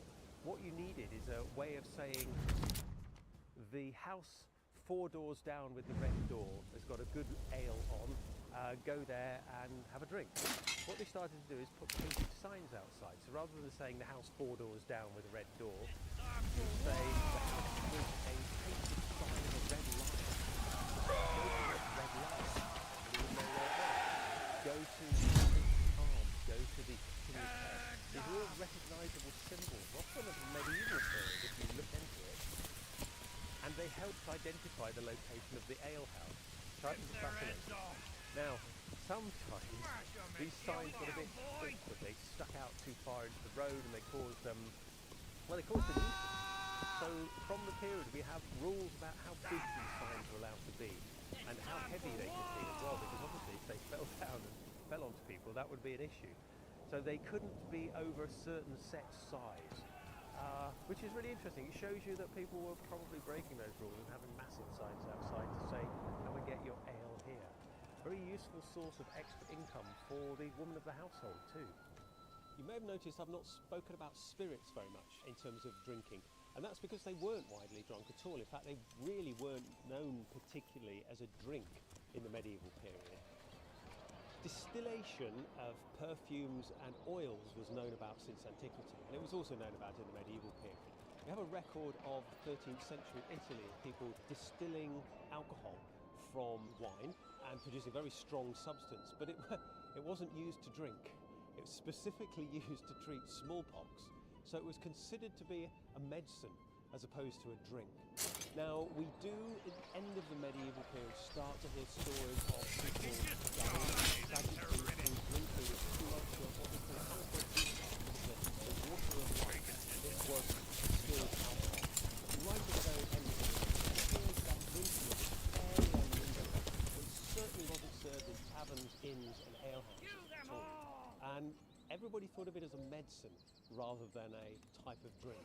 Whiskey, being distilled from beer, doesn't really appear until after the medieval period, and distilled drinks in general are post-medieval. In fact, in the 17th century, gin was so cheap that it caused a lot of societal problems. It was sold to people in pints, so imagine drinking a pint of gin and what that does to you. Well, it was a big problem actually. They had to bring in quite a lot of laws for that. Did medieval people drink to excess? Yes, of course they did. Just as today, some people drink too much of whatever it is their favourite food might be. The coroner's records, which we have, show an extensive number of deaths by accidents, a number of cases. One in particular, a gentleman was fishing in the local pond and overbalanced, fell in